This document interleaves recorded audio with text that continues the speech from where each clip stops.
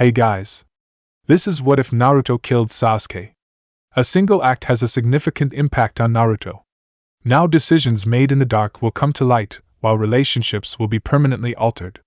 Will the search for a new Hokage help Naruto find the love for Konoha or ensure he never feels that way again? Hit like and subscribe if you like this one, and also please check the author in the description. Let's start.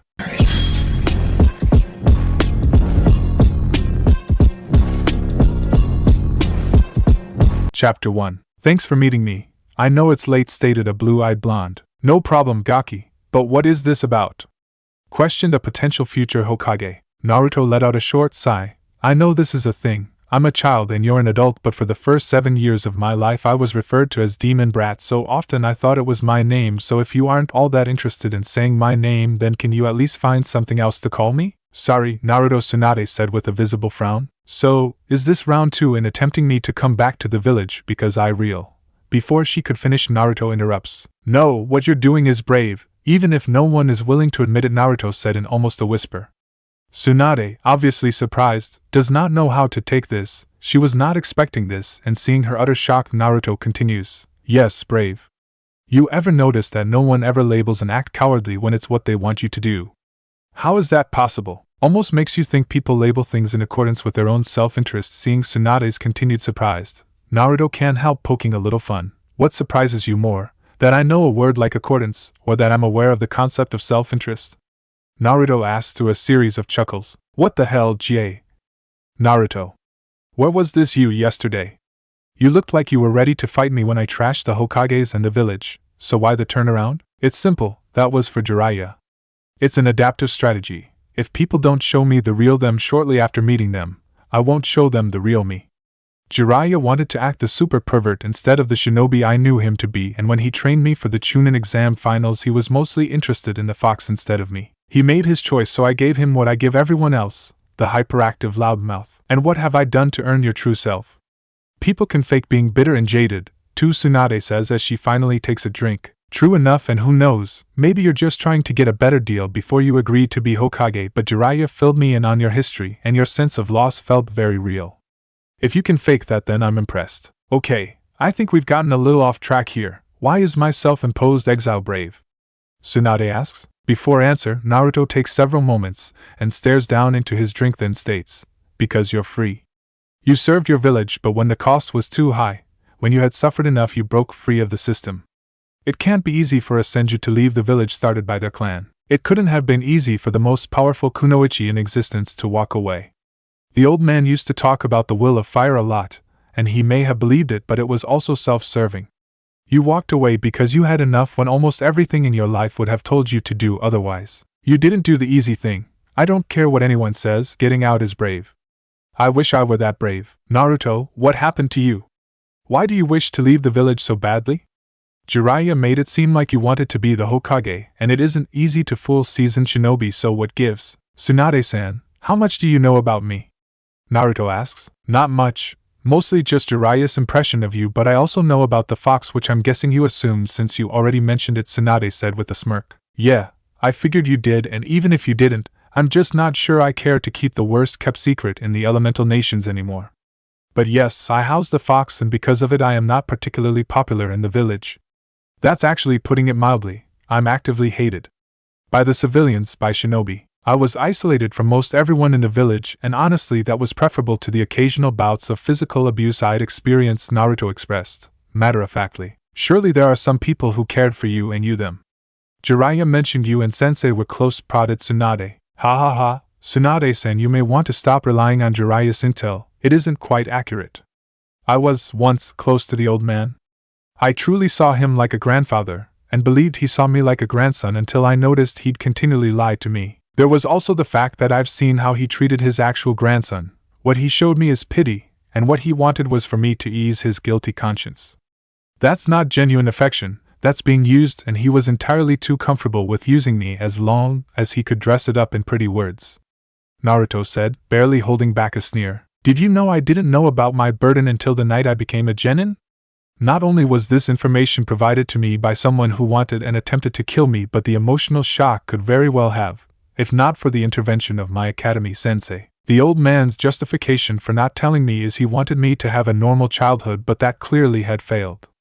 I was kicked out of an orphanage and had to get my own apartment before I was old enough to join the academy. How is that normal? The best I can come up with is the old man thought if I knew how unfair the villagers were being, then maybe I wouldn't want to protect them. Maybe I'd stay a civilian and eventually leave. But he couldn't have that, no. No matter how sincerely the old man felt for me, if it came down to it, I was a weapon and property of the village. Sensei had his faults, Naruto, but I think you may be drawing conclusions on thin evidence, Tsunade retorted. Really? Have you ever met someone who believed in the concept of the needs of the many outweighing the needs of a few than the old man? Because I haven't, and that's the only way his inaction to stop my suffering makes any sense. I don't want to hear any bullshit about he was a tired old man. If that's the case, he would have had Jiraiya track you down years ago, but he didn't. He spoke so much about the will of fire, and how everyone in the village is like family, but you know what? Sometimes families sacrifice for one member of it. Sometimes the good of the few does outweigh the good of the many. He never saw it that way, but tellingly, the good of the many seemed to never require a sacrifice of him, said Naruto. Okay, I can see how you could come to that conclusion, but what about this sensei that helped save you? Surely his intentions were pure, right? To this, Naruto laughs again and then replies, my sensei, Iruka, believed he was doing me a favor by managing to overcome his initial hatred of the fox and thus me. He wanted a pat on the back for managing to treat me fairly, and buying me ramen every once in a while. However, said sensei that cared oh so much never caught when the other instructors were teaching me improperly, if they taught me at all or screwed with my tests. He accepted that I was a dead last with potential I just didn't try hard enough to tap into, and just like the old man and Jiraiya, I decided to give them the fool they wanted. Besides, Tsunade-san, would you credit someone for managing to see past your gender to treat you fairly? No, I wouldn't. You've got me there, Naruto, Tsunade said as her frown deepened, which Naruto noticed. I'm sorry, Tsunade-san, I didn't ask you to meet me so I could depress you with my sad little life. I just wanted to point out that regardless of what you've done since you left the village, staying away wasn't some betrayal of higher principles. And while the village does need a new Hokage, did Jiraiya ever ask if the village was deserving of you? I doubt it. I often wish I could leave, especially now. I have very few reasons to stay, most of them based around fear. Fear of the hunter Nines, fear of the gang of S-class shinobi hunting me, and just fear of the unknown. I feel like trapped, and I couldn't try to convince you to come back to something I dream of escaping. Tsunade takes several moments to digest what Naruto has just told her, having trouble organizing her thoughts but feeling the need to know the boy has some comfort. She asks, Naruto, is there anyone in the village who cares for you and you them? What about your classmates? Jiraiya, damn it, Naruto chuckles before he responds. Jiraiya mentioned how a class full of clan heirs is talented and close. They are close to each other, for the most part, but none of them are my friends. As I said, the academy sought to make me look like an idiot, and because there was no punishment for doing so, I became an easy target for bullying. Anytime you needed a self-esteem boost, just go mock Naruto since that's what he's good for. So they too got the fool. Yes, I could have been closer to my actual personality, but why would I? Most of them didn't actually want to know me, and my being seen as an idiot was safer than being competent. A stupid demon gets to live. With an unshed tear, Tsunade asks, was there anyone you cared for? Naruto immediately looks away, debating whether to divulge this or not. Taking a deep breath, he answers, yes, there is. And she cares for me, but she finds herself in a similar situation, so acknowledging her feelings could potentially result her being further harmed by her clan. If you don't mind, I'd rather not say any more about it. To which Tsunade nods. That's a lot to take in, Naruto. I get why leaving seems so attractive to you, but you are still a current Shinbai of the Leaf. Wasn't your mission to bring me in? Why are you trying to fail? I truly meant what I said, Tsunade-san, about you being brave, but that's not it, entirely. I may be wrong about the old man's intentions, but I can't trust in his benevolence, not anymore. I guess I'm just not in a hurry to find the next person who will lie to me about my past or sacrifice me for people who hate me. Ultimately, the decision is yours, and if you do come back, I hope you can make some positive changes, but I wouldn't bet on it. After hearing this, Tsunade lets out a mirthless chuckle as she sees Naruto take his leave. Right before he reaches the door, Tsunade calls out, Naruto, you said you wanted to leave especially now?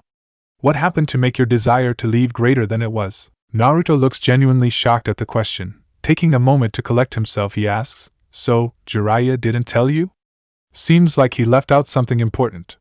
The reason I want to leave the village is because of what happened during the Chunin finals. War is hell on everyone, Naruto, so I can imagine the invasion was too. Before she could finish, Naruto interrupts. No, not the invasion. I'm talking about the actual finals. I can't believe you don't know this already, but during my match of the finals I did what many see as unforgivable. What's that? Tsunade asks. I killed Sasuke Uchiha. Chapter 2. Tsunade sat at the bar, trying to digest all of what Naruto had told her, desperately trying to make sense of it. The name makes sense now, she thought.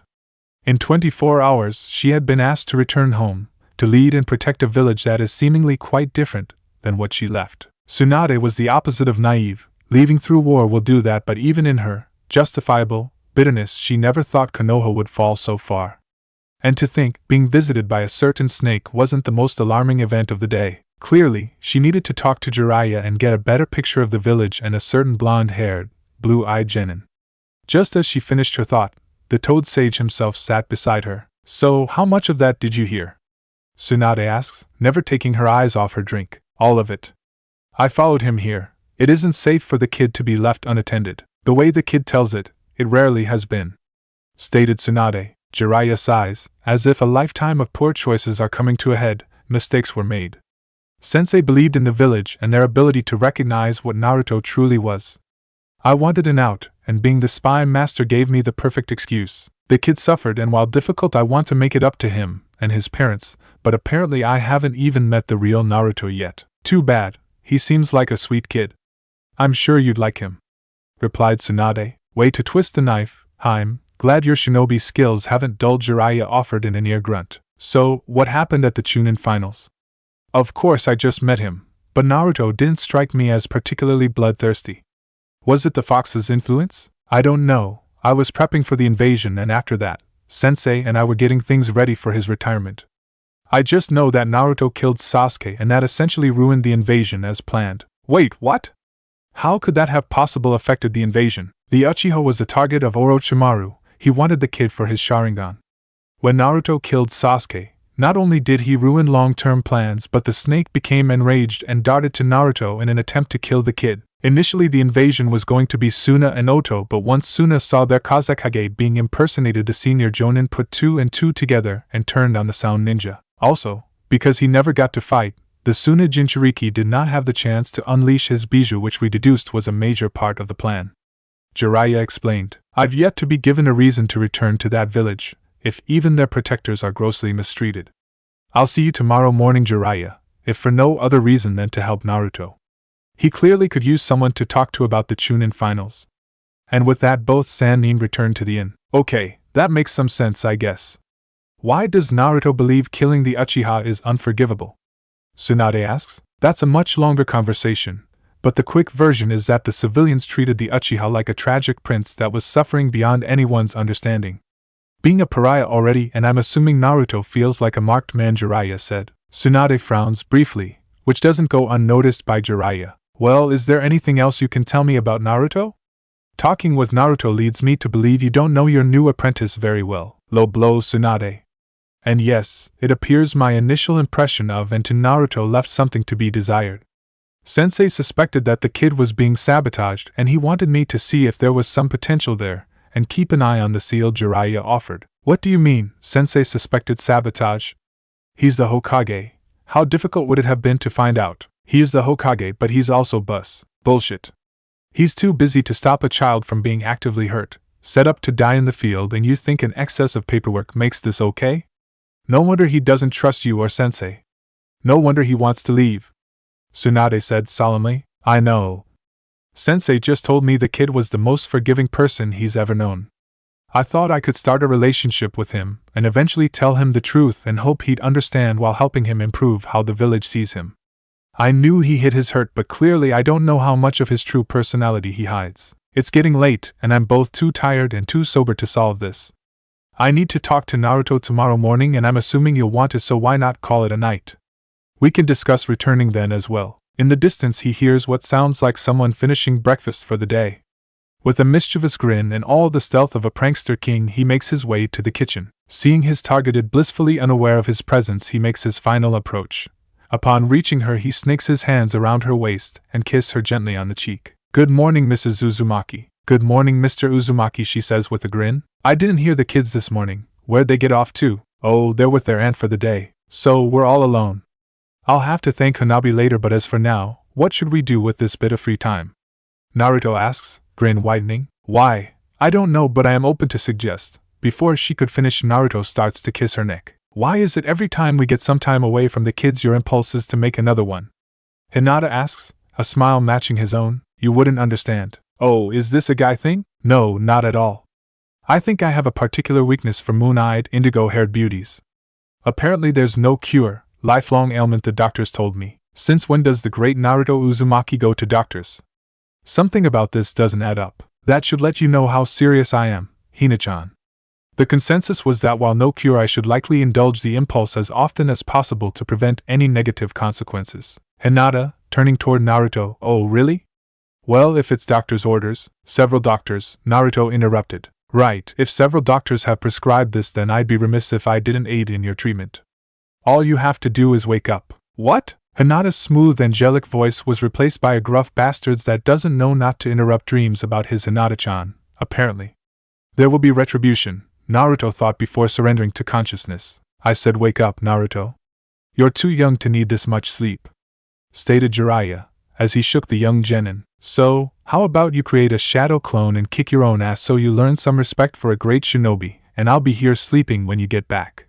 My lack of training will be punishment enough. Naruto's diatribe was met with snickering from two unfamiliar voices, causing him to immediately sit up but relaxing when he sees it's Tsunade and Shizen. Letting out a small yawn, Naruto greets the two and then turns to Jiraiya, with a barely hid scowl. Why did you wake me up so early, pervy sage? Turning to Tsunade, did you agree to come back to the village, Tsunade-san? No, Naruto, I'm still very much against returning to Konoha to be the Hokage. Jiraiya and I just wanted to talk to you about some of the things you said last night, particularly regarding what happened during the exam. Oh, Naruto said, mildly surprised. I figured Jiraiya would have filled you in after I left. I assumed he was listening to our discussion. Am I right? How did you know I was there, Naruto? Not even seasoned sensors can pick up my cloaking jutsu, Jiraiya stated in disbelief. I didn't say I knew you were there, I said I assumed. I made no attempt to hide my leaving last night, nor did I make it difficult to find me, so I figured you'd want to know where I was going and what Tsunade-san and I discussed. That's not really a Nara-level deduction. Okay, kid, fair enough, but this is something we need to resolve. Why did you hide how you really were? Why did you hide how smart you are, and what else are you hiding? I met you outside of a onsen, peeping on women. During our first training session you stated what you'd mostly be focusing on is summoning and me utilizing the fox's chakra. Against my objections, I might add. If you weren't giving me the bare minimum in instruction, you were mocking me for my lack of progress. In any of that, what would make me want to reveal myself to you? And on that note, what are you hiding from me? Naruto says, no longer bothering to hide his scowl. What do you mean, what am I hiding? Why did you agree to train me? I told you, Gaki, I see talent in you, Jiraiya answered. Bullshit. Bullshit, you saw talent in me? Once again, you were more concerned with the fox chakra than improving my abilities. Add to that, the only talent I've ever demonstrated was for infiltration and trap making. That'd make Anko Mitarashi an ideal sensei, not you who has been a frontline fighter most of your career. You forget I'm the village's spy master. I just don't forget I'm a war deterrent, and they never give me that long a leash for fear something would happen or I'd escape. So, Jiraiya, why did you agree to train me? Jiraiya was now at a loss for words. Should he reveal his ties to Naruto now or wait? With a heavy sigh, Jiraiya sticks with his story. Naruto, listen, I truly believe you have talent. Even outside of the Bijou chakra, I think you can be a great shinobi. I'm sorry our time before the finals wasn't what you wanted, but that chakra is too potent a trump card to not develop. Naruto's eyes become glacial as he asks, what good is a trump card if it's your only card? What good is utilizing the fox's chakra if all my other skills are shit? Unless your concern is training a weapon and not a shinobi. But before Jiraiya could respond, Naruto's facial expression adopts an appearance Jiraiya is more familiar with. Don't worry about it, pervy sage, Naruto says at a near shout. With your help I'll be a kick-ass shinobi at no time. Watch out, Bachan, he says to Tsunade, because if you do accept the hat I'll be there shortly to take it from you, Databayo. Naruto, please don't do this. Tsunade says. Don't do what? He wants the truth but won't provide any to me. Fine, while you're here I won't, but Jiraiya, I'm not an idiot. You have precisely 2 reasons to train me. The fox and a connection to my past. I know Sarutobi knows who my parents are. I suspected you do as well. What could be so dangerous about telling me? They must have been important. But wait, blonde hair and blue eyes. There was someone famous who had those features. Would explain how he had access to me. When Naruto says this, Jiraiya stiffens while Tsunade's eyes widen. He continues, but wait, there is no way I could be his child. No way the village would claim to revere him and yet systematically abuse his legacy and spit on his sacrifice, right? So, that's just a coincidence. But wait. Why would want of the Sannin bother with me? Wait, didn't he train? Realizing that Naruto has known about, at the very least, his father for some time, he looks away in shame. I've suspected since I became a genin.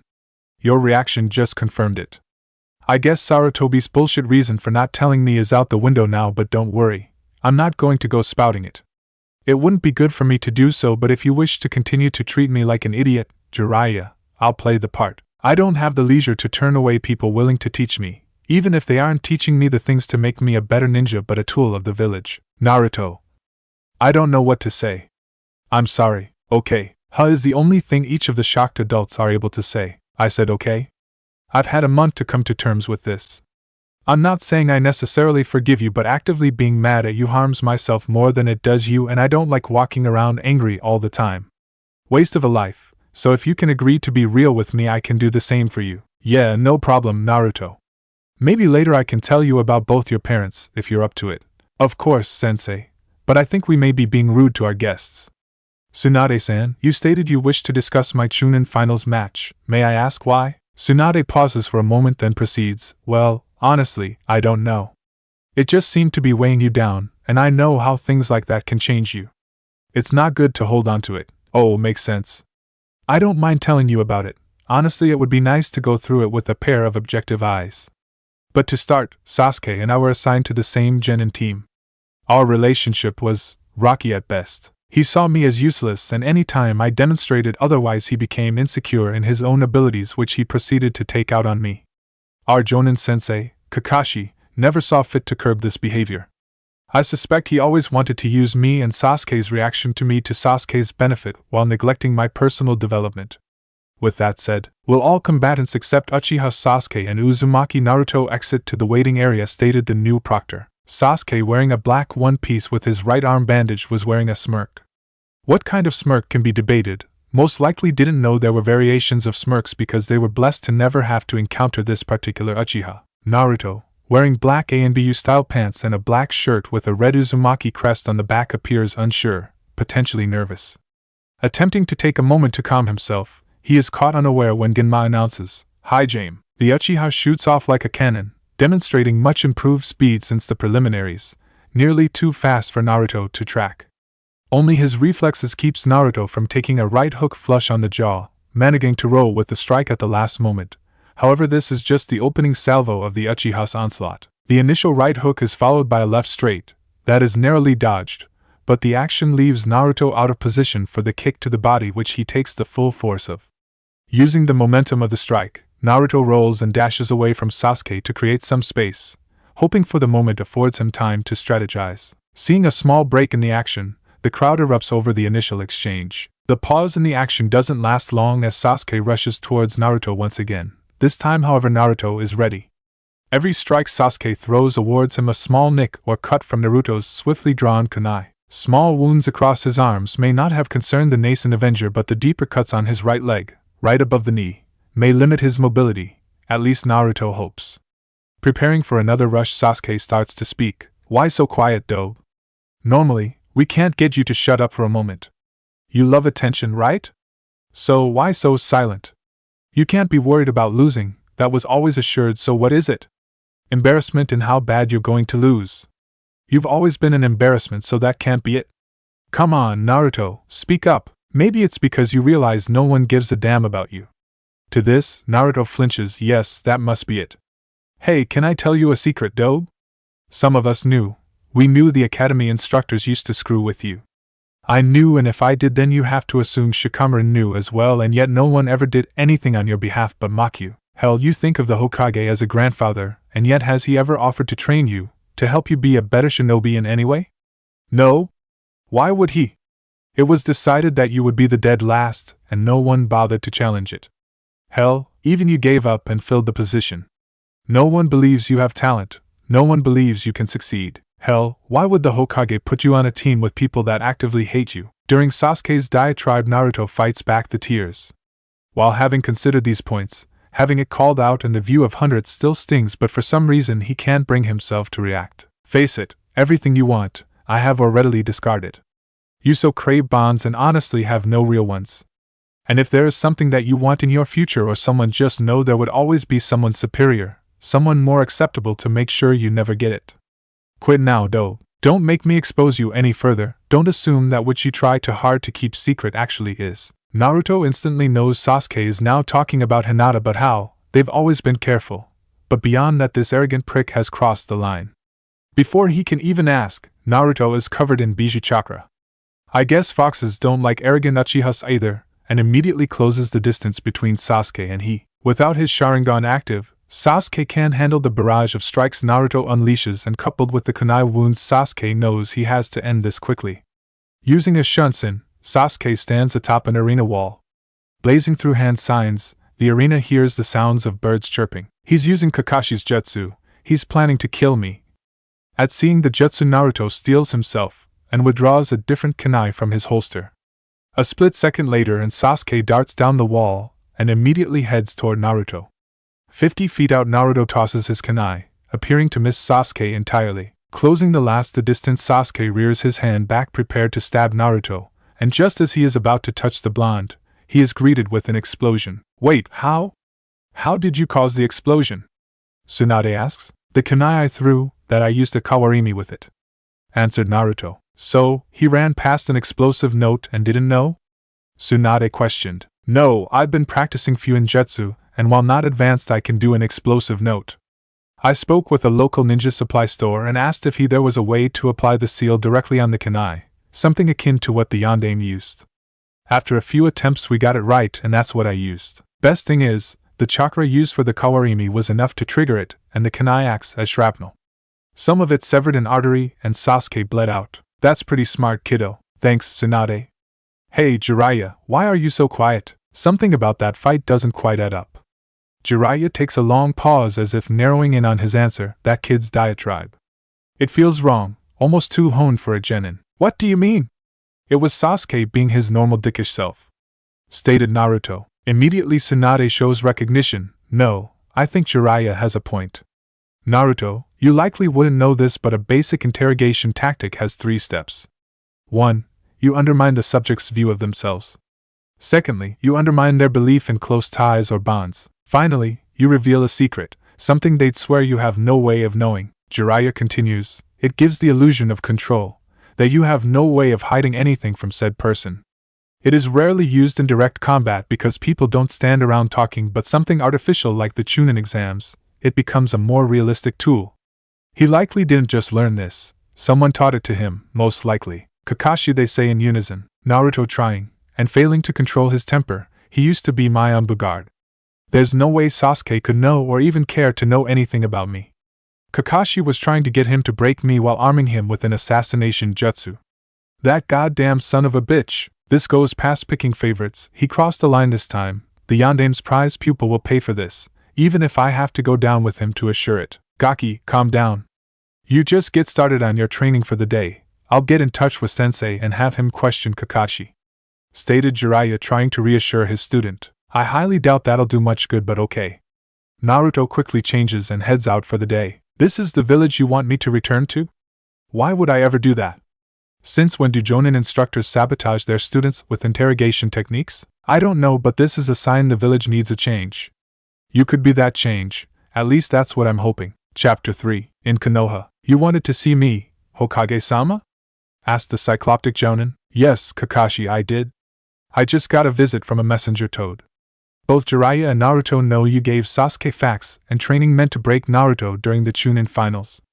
I figured now would be the perfect time to discuss what exactly was going on in that fool mind of yours, stated Sarutobi. I only did as you ordered, Hokage-sama. I assumed you'd relay that to Jiraiya and Naruto to put their minds at ease, Kakashi replied. Sarutobi fixes a fierce glare on his famous Jonin. When did I ever tell you to use that on Naruto?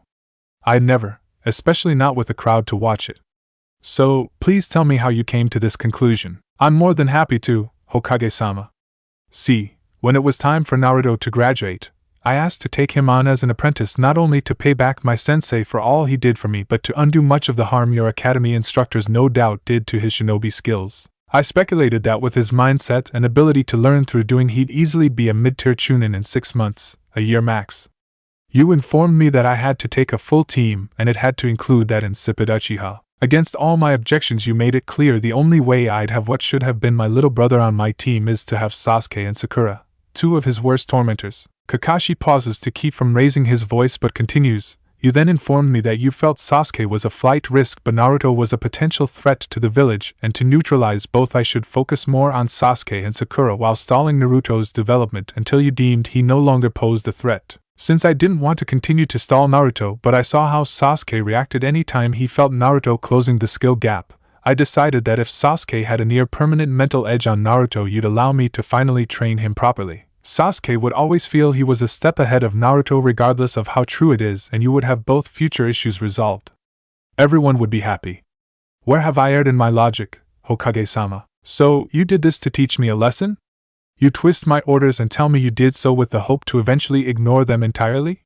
Sarutobi asked, with mild outrage. I'm sorry, Hokage-sama, I do not see the issue. A method cannot be judged simply by the result.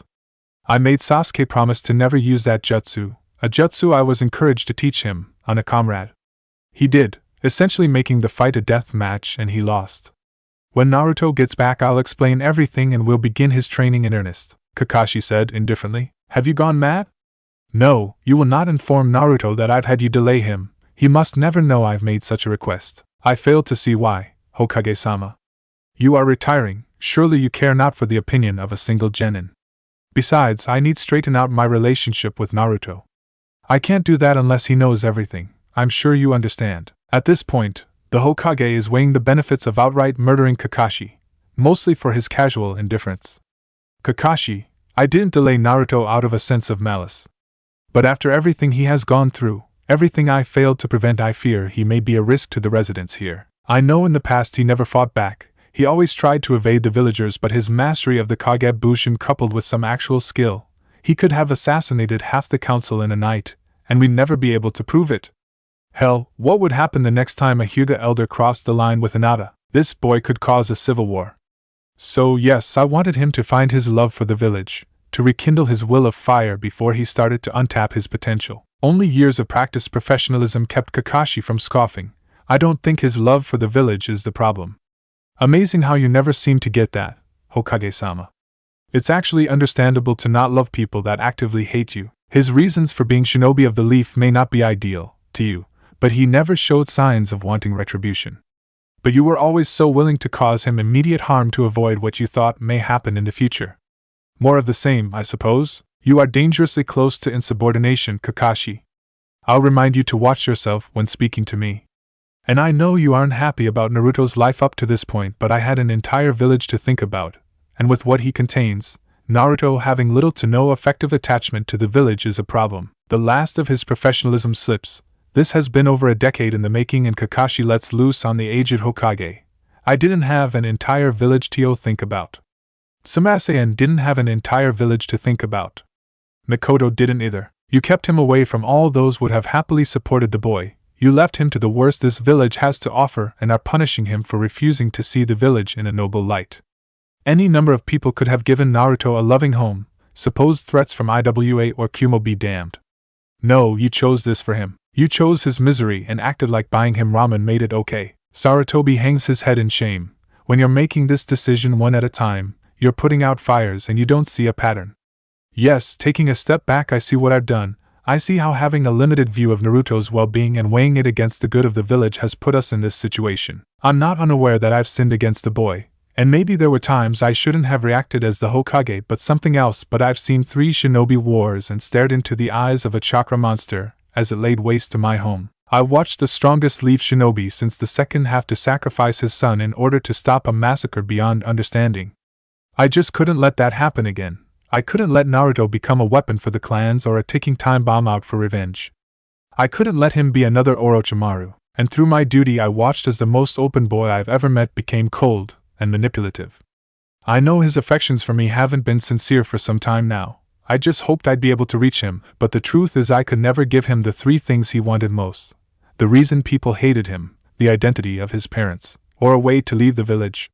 With tears in his eyes, Sarutobi continues, when Jiraiya and he return, we'll tell them everything and hopefully Naruto will have a better relationship with my successor. I hope I get to live that long. I'm pretty sure Jiraiya is going to murder me before we have a chance to discuss this, Kakashi states with his signature eye smile. Sarutobi chuckles.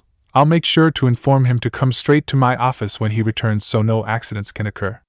And with that, Kakashi shuns away. Moments later Kakashi appears in a par, and takes a seat on the bench. Jiraiya finally figured out the interrogation tactics ploy. Apparently, either he nor Naruto are happy about it. That was a dangerous gamble. I could see how one wouldn't approve. You could have broken the boy, the elderly man stated. Kakashi smiles through his mask. If his life in this village hasn't broke Naruto, being taunted by Sasuke wasn't going to do it. Besides, it was a test of Sasuke's emotional stability. Clearly he failed and I would have had grounds to get him off my team. I guess your no half measures philosophy really stuck with Naruto. I was expecting hell, I don't know what I was expecting, but I wasn't expecting that. Who grafts an exploding steel on a kunai? Speaking of, what exactly did you teach him? The boy is predictably unpredictable. Such an enigma used to make me uncomfortable. Now I just enjoy watching him give Sarutobi headaches. As far as what I taught him, since that fool Jiraiya was supposedly training him, I had to stick to ninjutsu and battle strategy. Best use of his shadow clones. I won't get into specifics, but since he already wants to fight you, I'm sure you can bait him into revealing some of his cards. Just watch out for his kunai, the old man laughed. Hi Danzo-sama, have you been waiting long? No, Jiraiya-sama, I've only just arrived myself. Haven't even had time to order a drink, not that I drink. Good. We can keep this one brief. I need to get back to the kid, but if we're going to continue I'm going to need some assurances. Itachi stays quiet. He understands Jiraiya's implicit threat. Being threatened as a shinobi is just part of the deal, implicit or otherwise. What makes this worthy of note, however, is that Itachi knows Jiraiya doesn't threaten people. It's one of the factors about this man that unnerves the fallen Uchiha. While Itachi would never say it, there may be more powerful shinobi than Jiraiya, but none of them makes Itachi as on edge as Jiraiya. For the longest time, Itachi could never pinpoint why that is. Unanswered questions like this can drive a prodigy to distraction, but with this threat Itachi finally knows why he'd rather have a 2-day conversation with Pain about peace than a 20-minute update with Jiraiya. The Sannin has never treated Itachi like he's an S-rank shinobi. His tone never cautious, just natural. His body language always relaxed, almost insultingly so. While Itachi wasn't arrogant like much of his clan, he still had pride, damn it. Jiraiya just seemed all around unconcerned with Itachi, and this realization that Jiraiya simply had been unconcerned with what Itachi may do would be enough to upset even the ever-stoic Itachi if it weren't coupled immediately with the realization that Jiraiya didn't need to be concerned with Itachi might do. This epiphany finally makes its way around back to the initial insight. Jiraiya letting it be known he may very well kill Itachi if he isn't given adequate reason not to. I don't blame Naruto for what he did, not fully. So much of what I've done has been for my village and Sasuke. I'm at a loss, but I was informed on his fight. The tactic Sasuke used, if it failed there was a good chance it would cause Naruto to kill him in a blind rage. Sasuke using Kakashi's damned assassination jutsu didn't help matters. I can't expect anyone to allow themselves to be killed for the sake of my foolish little brother, especially not Naruto. He has nothing to worry about from me outside of my role as a double agent, of this I am sure. Jiraiya stares intently at Itachi as if he's trying to find even the smallest hint of dishonesty in the boy's words. When he is satisfied he cannot, he starts to go but leaves Itachi with this. You know, I hear a certain snake is in town. He surely didn't help with your brother's mental stability. Might be a good outlet to channel some of those feelings toward, after I conclude my business with him. Something to think about. And with that Jiraiya departs. In a clearing just outside of town we find a horde of Naruto clones attempting to complete the final stage of the Rasengan. Tsunade sees the controlled chaos and amongst the clones sees one sitting in the lotus position, assuming that to be the original she approaches, which Naruto senses. Hello Tsunade-san, is there something I can do for you? Not initially, I just didn't feel like being cooped up at that inn all day.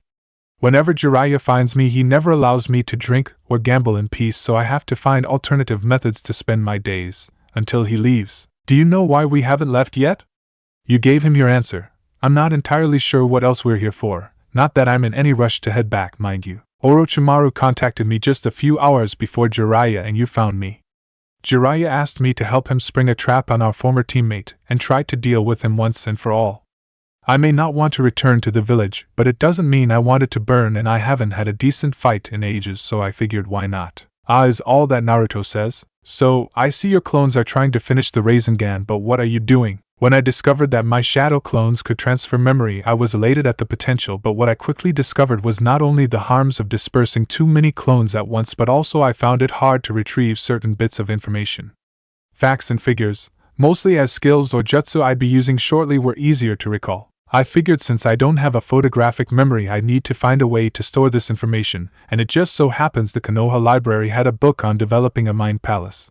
It took about a week of my clones experimenting before I got it down, so now, I supercharge fewer clones, allow them to make more clones, and while they are gaining information or training for the day, the initial supercharged clones are store the information for easier recall. Tsunade looked impressed at Naruto's answer, but quickly her thoughts turned to someone else who used to amass a great deal of knowledge and power, scorned by the village, and how he eventually turned on Konoha, bringing an invading force to destroy it.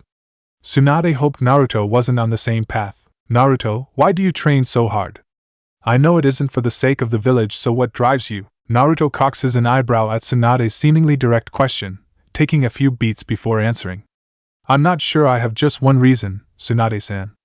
Part of it is so I can protect myself, however I'm more than enough for any group of civilians, and outside of the invasion I doubt a fellow shinobi would attack inside the village. Part of me loves learning about the shinobi arts. I find them fascinating, how the seemingly impossible becomes possible.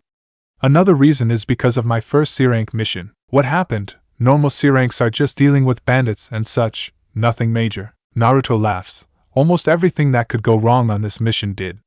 Naruto proceeds to tell Tsunade about his time in Wave Country. And people say I have bad luck. That's quite the story, Naruto. It is, but I'm glad it happened.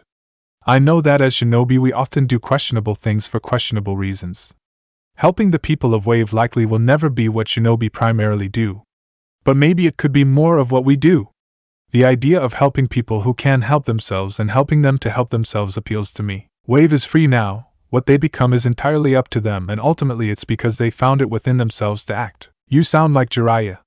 Ever since we were kids, he spoke about shinobi and our ability to be more, to be heroes. It's funny to see that reflected in his apprentice. I'm guessing without him even knowing it. I suppose so. Although I wonder why he gave up his chance to see that future. Something like what you both talk about can only be accomplished if you become Hokage, and I know Sensei would have asked him first. I may have some insight on this, but I'm pretty sure Jiraiya wouldn't be pleased if I told you. Naruto, that just means you have to tell me, so spill. Okay, when we were traveling to find you he told me he was offered the position. I asked why he turned it down, and he gave some stock answer about his spy network. Obviously bull, but I let it go. Later that night, we arrive in some small town and check into an inn. Jiraiya immediately leaves and returns a few hours later drunk off his ass but still lucid enough to converse with. Seeing my opportunity, one asked him again why he turned it down. Jiraiya stated that him being Hokage would be of a similar mold. The Kages are always known for their destructive capabilities. He said that you have something no other Kage has, not only the power to protect your village, but because you are known as a healer you can help people, starting seeing shinobi as more. Jiraiya theorized that as long as Kages are chosen primarily on battle capabilities, war is inevitable. Tsunade can only sit there in stunned silence. While she often treats Jiraiya like an annoyance and a pervert, a pattern they established early as a genin team, she knows there are depths to him that people rarely see, but to think he placed this much faith in her was astounding. Maybe she could. The two blondes sat in silence for a little while longer, only the sounds of failed Rasengan attempts being heard. Chapter 4. It enhances the legend. Wait, he honestly said that? Yes, he looked me dead in the eyes and said that. How did you respond, Jiraiya? How do you respond to something like that? I just stared at him and me and then asked if he really just said that. He replied, with all seriousness, Tsunade-san, when you're going to be the best to ever do it, concerns about sticking out become immaterial. Jiraiya can barely contain his laughter at the exchange between his apprentice and teammate. Jiraiya, himself, had attempted to get the young shinobi to let go of that orange jumpsuit, but to no avail. Naruto actually lectured Jiraiya on the absurdity of criticizing the jumpsuit. Points ranging from, what kind of sense does it make to look like a shinobi if avoiding attention is your goal? 2. I'm having a fight in a stadium full of people, Stealth will hardly be an issue, pervy sage. You doubting the orange makes me question your greatness. After that he vowed to just leave the topic alone, guessing everyone who meets Naruto has to learn this particular lesson. Tsuheim, you have to admit that Kushina would have said something similar. Hell, for all I know, she had said something similar at some point. Girl didn't suffer from a lack of confidence. Thinking back on the Uzumaki, Tsunade smiles fondly. No, she really didn't. The room falls silent. Jiraiya notices Tsunade seems to be building up to say something, seeing the internal conflict play out on her face. I was happy in my misery, you know. Then you two show up. Why couldn't you have just left me alone? But no, you and the kid come here and now I'm actually considering going back. Damn it, you always do this, Jiraiya. I always do what? You put ridiculous notions in people's heads, like peace in the elemental nations, and you're so goddamn sure you make people want to believe you. But what does peace for shinobi look like? We order children to slit slightly fewer throats? You don't know, but you filled that kid's head with your nonsense.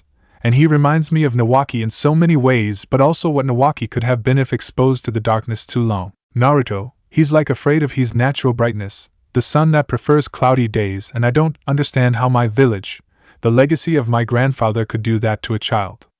You want me to go back, but I know nothing of the village, so how can I lead it? Why are you sticking me with this? I don't know what Naruto has said to you, but I'm not sticking you with anything. I wouldn't be leaving you alone, but you are the best for the position. You must realize it since you don't claim otherwise. Tsunade, it's time to come home. It's time to give Shizen the option to settle down. And it's time for you to save your family's legacy. Sensei has been consumed with his failures and prevention to focus on positive change. I believe Naruto is a result of that, and my own negligence. I'm his godfather, and I trusted Sensei to take care of my responsibilities because looking at Ichibi Minato was too hard. I replay that conversation he had with you. How much of his life is dictated by fear? I need that to change. I believe he's the child of prophecy. Every time in the past I believed I found him, I trained them but left the hard parts to them and each fell before they could truly make a change. I don't want to do that this time. I can't just give Naruto the weight of the world and tell him to figure it out. I also can't leave it to him if he doesn't see the world as worth saving. Did you notice he never refers to Minato as his father? Only his title? I think he resents Minato and his sacrifice. He may very well resent Sensei too. If Naruto remains isolated, he may not be willing to do what is required of him. So you're using us both for your own goals? Yes. If that's really how you see it, then yes, I'm using you. Seriously, Tsunade? You aren't a puppet. I just think you both can make positive changes to the village and the shinobi system if given enough time and support. There isn't any hidden schemes here. I'm pretty open about why I want you to come back. But you aren't with him. Are you going to tell him you believe he's the savior? No, because he's not ready yet. I need him to become more attached to the village, to believe the will of fire is more than the source of his misery. When that changes, then I can tell him about all of this. Tsunade, never known for her patience, is quickly running out. It has been the source of his misery. You needing him to not be aware of it before you reveal your scheme doesn't change that. And what about considering what he needs? You know, like having his opinions validated, someone acknowledging he's gotten a raw deal, that he was denied even the memory of his parents. You may believe he has this grand destiny, but how can you show up after a decade-plus absence, and then just shove this on him? It's not fair. Are you sure you're coming back? Because it doesn't sound like it. As far as Naruto, I'm not going around in circles with you. Sometimes you're called for a larger purpose, regardless of if you want it or not. The kid is meant for more, and I intend to start preparing him for it. Hypocrite. I'm sorry, Tsunade, what was that? I'm pretty sure hearing is important for a spy, so you heard me. I think you're asking me for a justification, which I'm more than happy to oblige. You say people are sometimes called to serve, yes? As you were, tasked with looking after a small child with no support network. It seems you had very little issue not answering that call, but you managed to tell others to suck it up and deal with it. That makes you, among other things, a hypocrite. Hypocrite or not doesn't make the argument any less valid. My having failed in the past doesn't give Naruto the right to do so in the future. Oh, so you have his life all planned out now? I'm sure he'll appreciate a heads up. It'll simplify things, not having to make very many choices, and won't conflict at all with his overriding need for freedom. Or in 5 years he'll snap and kill everyone he holds responsible for his enslavement, if he doesn't get himself killed, because there is freedom in death. To this, Jiraiya can only look on, mortified. He knows she isn't wrong but can only hope Naruto is the child of prophecy, and isn't irreparably harmed to the point of choosing the wrong path. Taking a moment to collect himself, Jiraiya responds, I can't ignore what he may potentially be, it isn't an option. I can try to make it up to him, try to give him now what I couldn't then, but it'll have to be enough. Sometimes not good enough has to be enough. Is it unfair?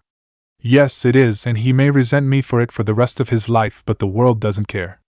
His enemies don't care, and time doesn't stop because he got the short end of the stick. The short end of the stick?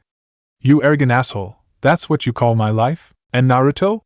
How long have you been here? Long enough to learn I have a new Hokage, a godfather, and some bullshit destiny that I will bend to or else. So, not that long. Hey, Tsunade-san, congratulations. We should find Shizen-san and celebrate. Naruto, I know this sounded bad, but please let me explain. What is there to explain, sensei? You say I have to do something and I have to do it. If not, you won't train me, and there aren't a lot of people that could train you to fight S-class shinobi, so either obey, or you leave me to get killed. More of the same, I suppose? So, Tsunade-san, what are you up for, my treat? Although, I guess I should start calling you Tsunade-sama, huh? Both Sannin can only look at the orange-clad ninja, either knowing what to say. Naruto takes note of being studied, hoping they'll say something if he waits long enough. However, a lifetime of glares has left him with a low tolerance for being blankly looked at, so he continues. Why are you staring at me? It feels weird.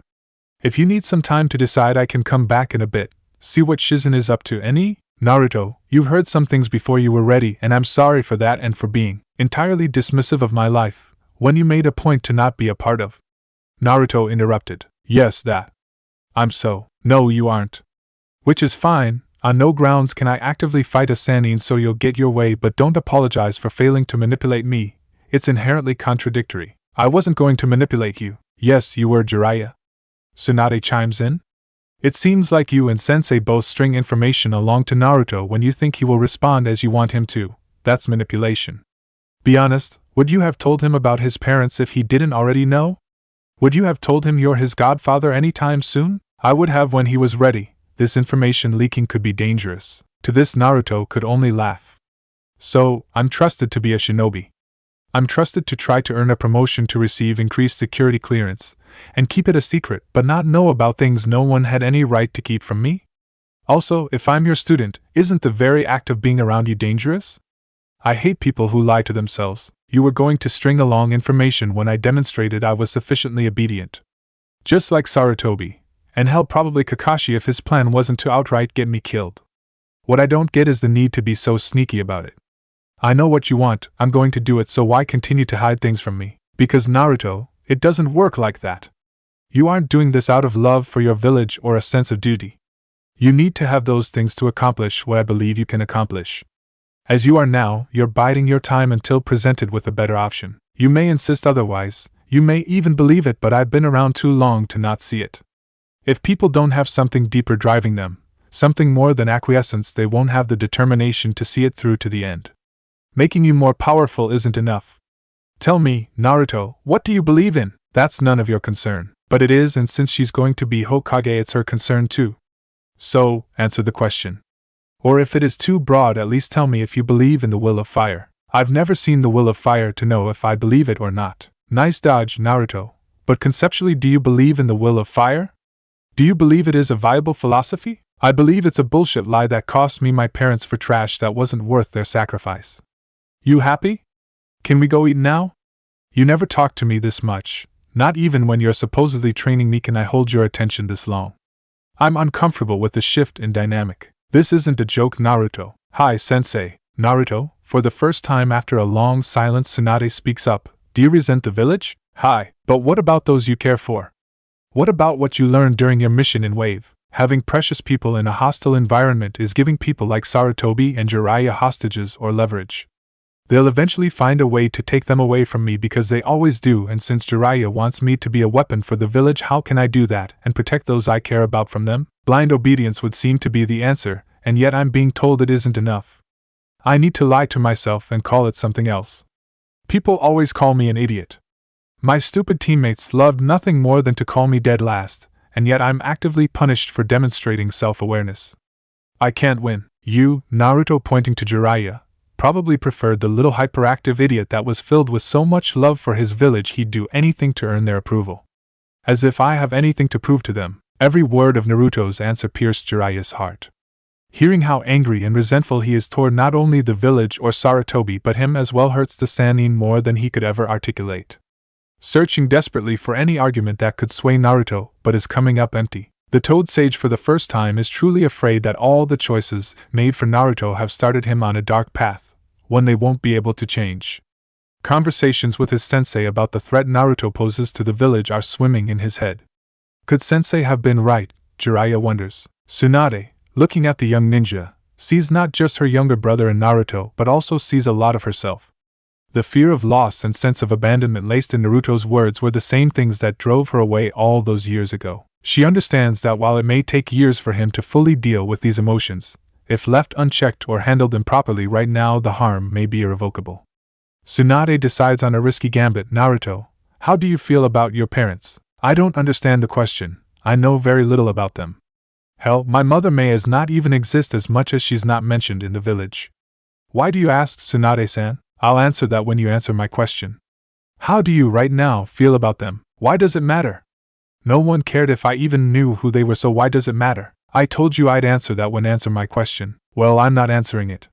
I'll be back later. I'm going to train. Jiraiya grabs Naruto by the shoulders before he can leave. Naruto, you need to answer the question. To hell with you, Jiraiya. I don't need to answer it. It's not important. It doesn't matter how I feel. It sure didn't matter to them. They left me alone. They chose the village over me and left me with people that were at best indifferent. They left me with no protection, no safeguards, but with an expectation I'd serve the village. They were cowards. They should have killed me, too. But they didn't, and they set the standard that everyone and everything takes priority over me. There, you happy? I hate them. They should have chose me. I needed them and it didn't matter. I need them and it doesn't matter. I'm alone and the people who should be here chose not to be, and if that wasn't enough the yondaime cursed me on his way out the door. Naruto, it wasn't like that. Minato and Kushina, they loved you and I'm sure he sealed the Kyuubi in you because he believed in you. I don't care. I don't care if they loved me. I don't care if they believed in me. The love of dead people is worthless. If they loved me so much they would have found a way to stay with me, but they didn't. They chose the village and I'll always hate them for it. So, are we all happy now? You have even more reason to keep things from me or stall my progress, because I'd rather have your precious village burned to the ground if the cost of saving it was the life I've led. And now, having said this in front of the future Hokage, I get to go back to a potentially openly hostile village and wait for what the old man will do once you report this. God, guess I've given him reason to order that loyalty seal put on me, huh? At the mention of a loyalty seal, Tsunade and Jiraiya both look stunned. Tsunade manages to speak first. Naruto, I get that the village has made you suffer, but you don't honestly think Sensei would do that, do you? Why not? Wouldn't be the first time, would it, Jiraiya? Wonder what you and the Yamanaka would cook up this time to make sure I'm a good boy. Jiraiya, what is he talking about? It's not what you think. Sensei was trying to protect Naruto. Protect me? Bullshit. He was trying to control me and you gave him what he wanted. Tell her, Jiraiya. Tell her how I screamed and begged you to stop, to just leave me be. Only for 5 years later, when I refused to use the very power you all made me afraid of, you threw me off a cliff. So you're in contact with it? Tsunade, what Jiraiya is refusing to tell you is that when I was 8 I managed to meet the Kyuubi while trying to unlock my chakra. I talked to him, and while he was all around unhappy to be sealed in, and I quote, a weak-ass kid, it was nicer to me than the villagers. I was so happy to finally know why they hated me that, like the good little idiot I was, I went to the person I trusted most and told him. Jiraiya, would you like to cover the rest? How you, Sarutobi and Inoichi snuck into my apartment under the cover of darkness. How I was only awakened because Kyuubi warned me. How the Hokage held me down as I begged him to stop, while he kept saying it was for my own good. Or how much pain the seal caused, how I screamed to make it stop. No? How about the suggestion Inoichi placed in my head after locking away the memory? Fear the Kyuubi. Don't trust it. Be defiant toward it, although I shouldn't be surprised.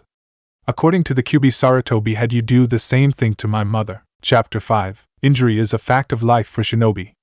You come to accept that breaks, sprains, lacerations and all manner of trauma will be inflicted upon you. Live long enough and you'll likely have at least one occurrence of every type of injury.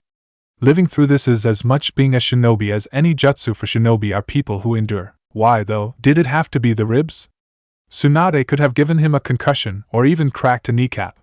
No, she had to break his kami-forsaken ribs. Struggling to get to a bed, Jiraiya realizes his focus on the mind-numbing pain he's currently experiencing may seem a little galling given the discussion he just had with his best friend/teammate and godson, but he can't find it in himself to care. Broke ribs make egoists of us all, a wise man has likely said. Finally making it to the bed, Jiraiya tries to find the least uncomfortable position he can and starts to breathe slowly. Closing his eyes, Jiraiya starts to feel the nature chakra all around him. After several minutes he enters sage mode and with pain now dulled he starts to digest what just happened. Jiraiya, you didn't. It's not what you think. We were only trying to protect Naruto and the village. We couldn't risk the QB influencing him. You didn't have that concern during the Chunin finals. It was perfectly safe for me to access it then, because I was there to watch you. I couldn't stay with you when you were young and had no training, so sensei thought it'd be. Sensei. Always fucking sensei with you. You're a grown man, one that hopes to change the shinobi world, but you can't fucking stand up to your sensei? Listen, Tsunade. I argued him down from the loyalty seal to just a memory containment seal. Just a memory containment seal. Okay, Tsunade crosses the room and fires a left hook at Jiraiya before he can act. I just broke several of your ribs. Jiraiya hits the ground like a stone, struggling to get a decent breathe in. It's not her reaction that shocks Jiraiya, although she's clearly been keeping her skills polished, but what's missing from it? Tsunade's anger has always been like a hurricane, no subtlety. You know when she's mad, and it's never been particularly hard to get her to that state, but this is different. She's calm, too calm. She's either keeping a lid on it because she's beyond pissed, and I may actually be in danger, or she's trying to keep calm for Naruto. God, I hope it's the latter, Jiraiya surmises. Fine, poor choice of words. The QB is wholly unknown. The only people who can really interact with it are the containers. Sensei just wanted some security measures in place to make sure they weren't negatively affected. He only considered the loyalty seal for Naruto due to the differences in the access to the QB, since Naruto was always meant to eventually access the QB's chakra. Or Sensei knew how Naruto was treated and decided it was easier to make a small child deal with it than get his village in check. Did Minato know you did this to Kushina? No, he never knew, and given the location of the seal it wouldn't be easily seen. We thought we were giving you the means to fight the QB, to make sure you were always in control. Naruto, concerning you we've made so many mistakes, but I need you to know I never wanted you to be a weapon. Sensei didn't either, but we had hoped you could be the village's guardian. Its protector, you and the old man, always with your fucking word games. What's the difference between guardian or weapon if I have no choice in the matter? You both were trying to control something you didn't understand and violated me to do it. Naruto, can you find Shizen and go to the bar we first met? I'll be there shortly. Without responding, Naruto leaves. I don't think I can make this up to him. I've lost my last connection to Minato, haven't I? I have no idea. I don't know if he can forgive you, nor do I know if he should. Jiraiya, I understand why you did it. Sensei was always larger than life to us, and you always had to work harder to gain his approval, but was this worth it? Look, I'll see what I can do as far as the kid, and I'll have Shizen heal you when we get back. We still need to plan what we'll do with our wayward teammate. Don't bother. You said the meet was in 3 days? I initially wanted to face him personally, but we need to get back to the village and Naruto isn't in the right headspace for direct combat. I'll make arrangements, and on the day of the meet we'll just leave. Fine. I'll see you later, Jiraiya. Once he had fully thought about the conversation, Jiraiya is left with 2 questions. How did he allow himself to do these things, and how can he make it up to Naruto? Neither answer came to him that night, nor did any sleep. Jiraiya wasn't the only being kept up by the day's events, as Naruto was also finding sleep elusive. Attempting to clear his mind, Naruto attempts to meditate, and finds himself in his mindscape. You're thinking too loud and I can't get any sleep. Sorry, Kurama, just a lot on my mind. I'm aware. You want to talk about it? Not that I care, but I really want to get some sleep.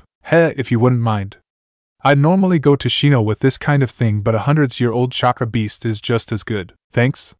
Anyway, organize your thoughts and we'll tackle the ones you're struggling with the most first. Honestly, it's what Tsunade said. I can't discount what she said, but I don't know if I have that in me, at least right now. That's understandable. Talking the full measure of a person, acknowledging the good and the bad before you make a decision about them isn't something many of your kind try to do, so even in attempting is noteworthy. Don't expect to master it in a night. You're right, and she is too, but that leads me to my godfather. What about him? I believe he isn't a villain. He's a fuck-up for sure, but I believe Tsunade when she says he likely wasn't operating out of malice. I'd never sensed that from him so fine. He did these things to me with the best of intentions. Does that matter? Does the fact that he was following orders mean he wasn't truly responsible? I don't know. I just don't know, and it's maddening because 3 hours ago I was so clear about it. I hated him. He was just another name in the list of assholes that hurt me for no reason, but now, I don't know. Maybe not knowing is okay. A great deal of harm comes from people making decisions because they couldn't accept the unknown. Apparently your Hokage is extremely uncomfortable with it. Yeah, apparently. So how would you go about accepting not knowing, not being sure? It feels indecisive, but it isn't being indecisive. Whatever you choose to feel about Jiraiya or anyone else is ultimately up to you, but you don't have to form an opinion on forgiving him immediately. And don't make an example out of Jiraiya to prove something to yourself. What the hell do you mean by that? Simply don't force yourself to do something contrary to who you really are. I have access to your internal monologue, remember? Not much you can hide from me, so I should just be the fool? Forgiveness is neither inherently virtuous nor foolish, it depends on the context. Refusing to forgive and not being able to are entirely different. I'm only suggesting you recognize that fact and don't try to carry resentments you don't actually hold. Hate is as hard for you to hold onto as it is for me to get rid of. You had a perfect opportunity to express your hatred toward the villagers, but you saved many. Even though you were scared, you still helped where you could. It just felt right. Despite most of those villagers treating me like I didn't exist, I just can't watch people die and not act. It's just, your empathy is admirable, Naruto. Instead of wishing you didn't have it, learn to temper it with your experiences. Not everyone can be saved, nor should everyone be condemned. Easier said than done, yes, but once you figure it out, it'll only enhance the legend further. Ha! Okay, I think my hour's about up. Anything else, Doc? Just 2 things, and you may not like either. Understand that I don't care before you react. The first is about you using my chakra. Okay, what about it? I want you to stop. The power you pull from me now is corrupted, and you'll never control it the way you access it now. Also, the people after you are all S-class shinobi, and none of them have a bijou to fall back on. If you're going to be my container, then rely on yourself. Break every limit you have and break them again until you can stand tall against all that oppose you. Once you can do that, you'll fight me for control. Win, and you'll have true access to my chakra, and we'll be true partners as long as you don't make me a crutch. Fair? I have no problem with that. Good. The second thing is, I think it'll soon be time for you to meet your parents. Why? 3 days later, looking toward the sky, Jiraiya laments the silence he is enduring with the once hyperactive ninja, a silence not being helped by the addition of Tsunade and Shizen. Over the last 3 days, Jiraiya has had a lot of time to think about his choices in regards to Naruto and his relationship with his sensei in general. He couldn't help but come to the conclusion that Tsunade was right. For too long he let the dynamic established between the elder Sarutobi and himself when he was a child to dictate how he interacted as an adult. An adult that has loved, lost, and seen 2 wars. The pain of these conclusions is that they are essentially meaningless. Sarutobi is retiring. Jiraiya asserting himself now is entirely hollow, and this Naruto would be able to realize that, making promises to do better in the future utterly meaningless. However, never being able to have a relationship with his godson isn't something he can accept to himself. The irony of having being absent, seeming disinterest in his training and every other thing he's done to or allowed to happen to Naruto is something he is keenly aware of. Finally, B sees the sign and hopes travel will pull him out of this current loop. Guys, that's the signal, we can head out.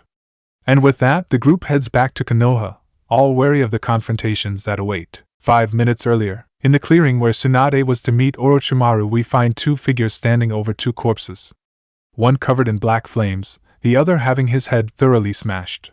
One figure looks over the scene, seeming introspective, and remarks to his partner, "That was kinda cold, don't you think, HN? You know I hate it when you do that, Itachi. Use your words.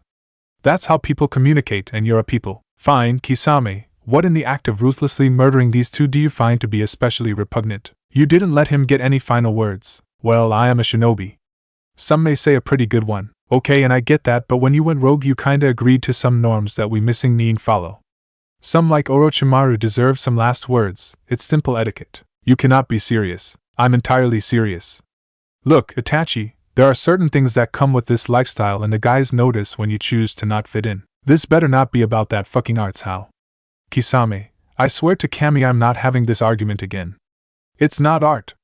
He blows shit up, What is there to see? You could have shown up to be supportive, be part of the team. You know, most of those guys aren't half bad, and you know that if you wouldn't close yourself off. It wouldn't hurt to try is all I'm saying. Fine, I'll try, okay? Sensitive ass criminals, why don't you all just do a hug circle and be done with it? We do it every time we're all in one place. You know that if you'd participate. You can't be. I need to signal Jiraiya and then see if I can somehow make myself forget this conversation. You're so cold, Itachi-kun. 1 week later, one would find the sight fascinating if it weren't so depressing. For the entire trip, Naruto was full of energy, making conversation with Tsunade and Shizen. He reveled in having travel companions that actually valued his company. What a novel concept. However, as the gates of the village came into view, the change was drastic. Naruto became quiet. His body looked as if every step was increasingly weighed down. It appeared as if proximity to the village caused him actual pain. The three adults all frowned at the change in body language. Trying to be encouraging, Tsunade places her hand on Naruto's shoulder and gives him a smile. He smiles back. It's small but sincere. He may not have many people that support him, and a part of him wonders for how long he'll be able to have Tsunade's and Shizen's, but he's decided he will appreciate and enjoy it for as long as he does. The two guards ask the group to check in, Naruto thinks. They actually sound miles away. His eyes are focused on his final destination. The old monkey and the Cyclops await, and the only question on his mind is how bad he'll burn the bridges between them. Closer and closer the building gets. This building at one time offered solace, as he knew a supportive person was waiting behind its walls. But as time moved on, it became a representation of the false life he was forced to live. Even his Gigi lied to him. How can he trust anyone if he couldn't trust his grandfather? How can he really trust Tsunade? He immediately dismisses the thought, although wondering if his mistrust in the position of Hokage is a final attempt to give the man he once adored an excuse, an out for his actions and inactions, protecting himself from getting too close to these new people, or possibly both. A part of him knows it's too late. He's felt Tsunade a kindred spirit since that discussion at the bar. Not for the first time he wishes he were better at keeping people at arm's length. Some may say that his act was just such a method, but Naruto knows better. When everyone else lies to you, you cannot afford to lie to yourself. Yes, he presented a heightened version of himself, but the rejection from his peers or the village in general still hurt. It still does, and he hates that they have that power. He hates that he cares. At least he wishes he didn't. But caring is what allowed him to connect to Haku, who helped Naruto develop his Nindo. It's what allowed him to talk Gaara out of attacking the village and gaining a new friend. Before he knows it, all four are in Sarutobi's office, along with Kakashi. Fuck, guess we're doing this now, then he thinks as he waits for the discussion to unfold. Tsunade-chan, it's so good to see you. I'm glad you agreed to return. I'm glad I got to see you back in the village before my time was up, stated the elderly Hokage. Hi. Tsunade replied. Okay, I know you've been traveling, but we have some things to resolve, so I thought it best we do it now before there are any misunderstandings. First, did you run into any trouble during the retrieval? Orochimaru tried to recruit Tsunade. He's now dead though, so there's that. You managed to kill him? No, I had my top men on it. Who? Top men, okay. So other than that, anything to report? To this, Sarutobi is met with silence. And more silence. Not one for awkward silences, Naruto speaks up. Yes, I know who my parents are.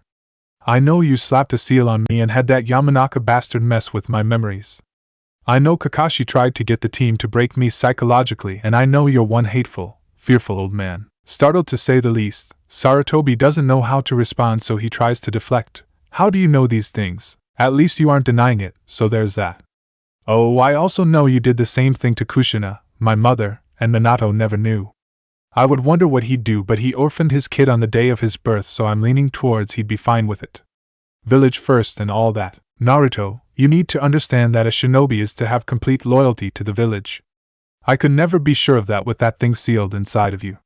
I just never wanted you to fall under its sway. Or you didn't want your scapegoat to have the ability to fight back, to be dependent upon you for protection and strength until you decided otherwise. Replied a visibly annoyed Tsunade. It would certainly explain why you ordered me to not train Naruto except for the bare minimum. Sensei, you didn't? Jiraiya, it's not what you think. I couldn't let Naruto increase his abilities without knowing, for certain, that he was loyal to the village above all. The village or you? Damn it, they were right. You wanted him to be your weapon, something no better than a slave. And I helped you do it. I put his life at risk because I trusted you, believed you'd never harm Minato's son. What would you have me do? He's a threat.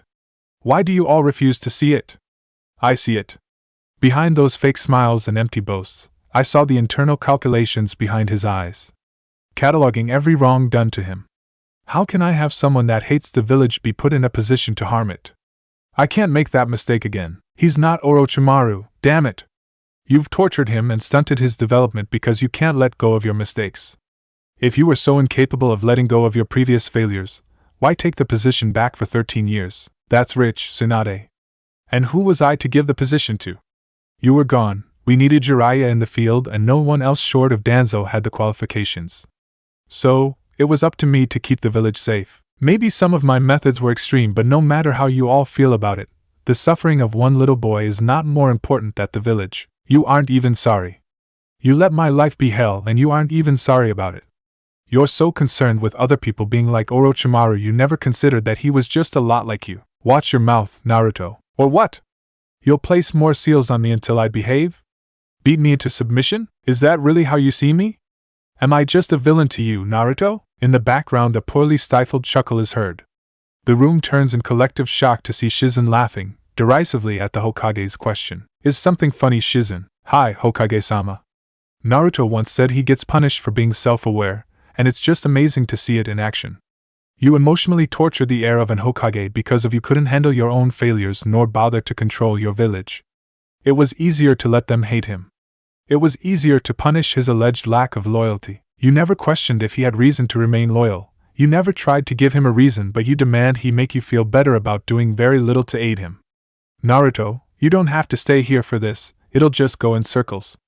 Why not escort me home? Okay, Shizen-san. Oh, and Kakashi-sensei, are you free tomorrow? I am. Meet me at our usual training ground at our usual time, I won't be late. And with that the two exit. How soon can I assume my duties? You can start now if you want. Retirement sounds good. Fine. Do it, officially or unofficially. Why so eager? You can't do that. If you deny me all contact, I'll never be able to make him understand why I did it. It was for the best, for him to discover his will of fire. How can you when you're the reason he doesn't have it? Just stay away from him. Give him some peace while I try to undo the damage you've done. Naruto can be a fine shinobi one day if you don't continue to treat him like an enemy.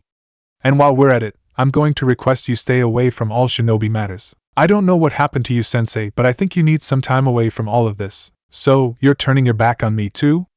And what about you, Jiraiya? You've always understood I was just doing what any Hokage should. No, not anymore.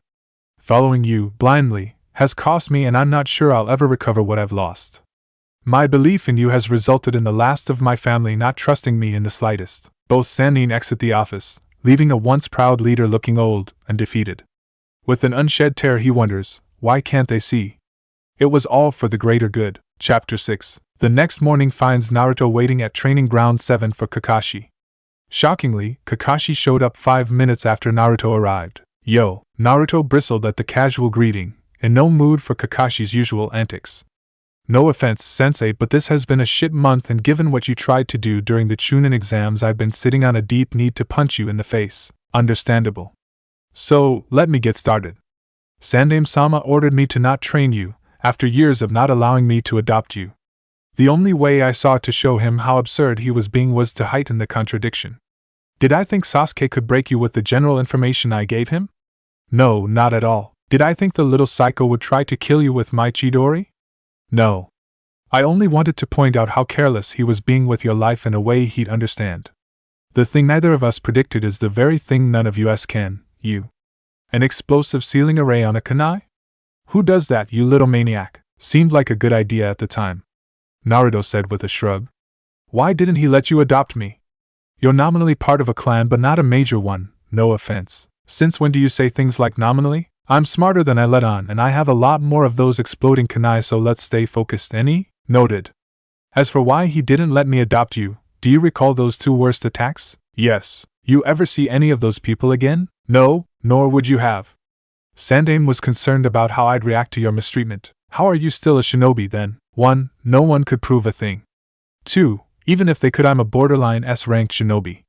Every village has special rules for shinobi like me.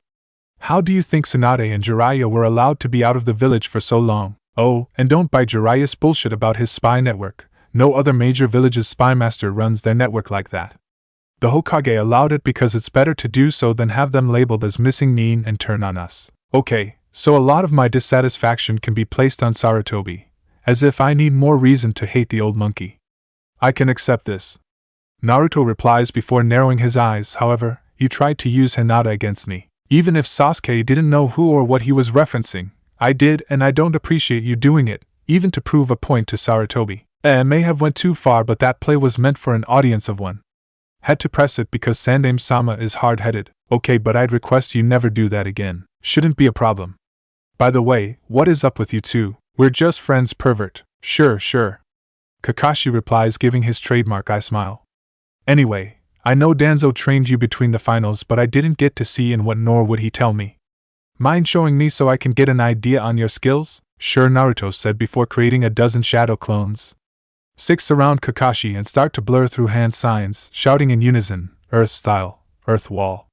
Kakashi smirks as the walls reach 12 feet high. As soon as the jutsu is completed, 4 of the remaining clones appear on top of the walls, preparing their own jutsu, water style. Wild water wave overloading the technique with chakra until the clones dispersed. 2 nature releases?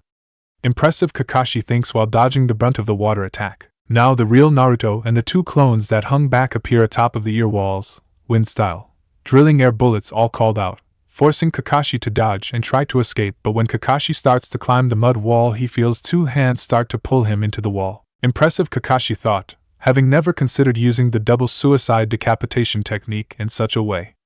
Just as Kakashi finished his thought he saw earth dragons emerge from the remaining walls, Earth style. Earth dragon bullet could faintly be heard outside the walls. In the last second Kakashi pulls off a replacement with a log. Darting back to Naruto he sees him and 2 other clones running through an extended series of hand signs and immediately stops in disbelief. Water style. Water dragon jutsu, and Kakashi is again impressed with the 3 water dragons headed in his direction. He performs another replacement, and decides to up his level. Darting to the clones he dodges a mudflow river and proceeds to take out the clones before finally kicking the real Naruto off the earth wall trap. However, when Kakashi looks down he sees a kunai embedded in the wall, and does another replacement right before it exploded. The spar went on for another 20 minutes before it stopped. Naruto was left exhausted on the ground, panting, sweating and bruised. Kakashi looked no worse for wear but clearly impressed at how far Naruto managed to progress in a month's time with a dedicated sensei. I think we can call it for the day. Give me a few days to come up with a training regimen, and we'll hit the ground running. But understand, I plan to train you into the ground. Endure it, and you'll be a better ninja for it. Gotcha, sensei. And with that Kakashi shunsins away. Grumbling about bastard senseis, Naruto gets up and leaves the training ground. Kakashi emerges in the Hokage's office and greets Tsunade. Kakashi, I won't waste your time, so let's get to it. Do you think you could get him ready in 6 months' time? Tsunade-sama, I believe I could have him more than ready by then. 3 elemental releases in a genin, especially one without a bloodline limit, is unheard of. Considering he did it in a month with virtually no one knowing, and I'd say making him ANBU ready won't be difficult at all. I should be able to iron out his taijutsu and start on some rudimentary kenjutsu training. Good. And what about your other student? What about her? Kakashi thinks. I don't know, Tsunade-sama. I've tried to get her interested in training. I hoped after the Chunin exams and the invasion she'd be ready to go, but she does the bare minimum and I get annoyed because I know there's a pupil out there that would love to have a focused sensei, so I leave her to it. And if she can't find her motivation she might be a decent medine, but honestly I don't know. She's taken the death of Sasuke hard, which was expected, but she's essentially given up. Okay, I'll get her into the medine program and we'll go from there. That means it'll mostly be you and Naruto. I'll assign XNBU to run missions with you guys. We need to get him as strong and experienced as fast as possible.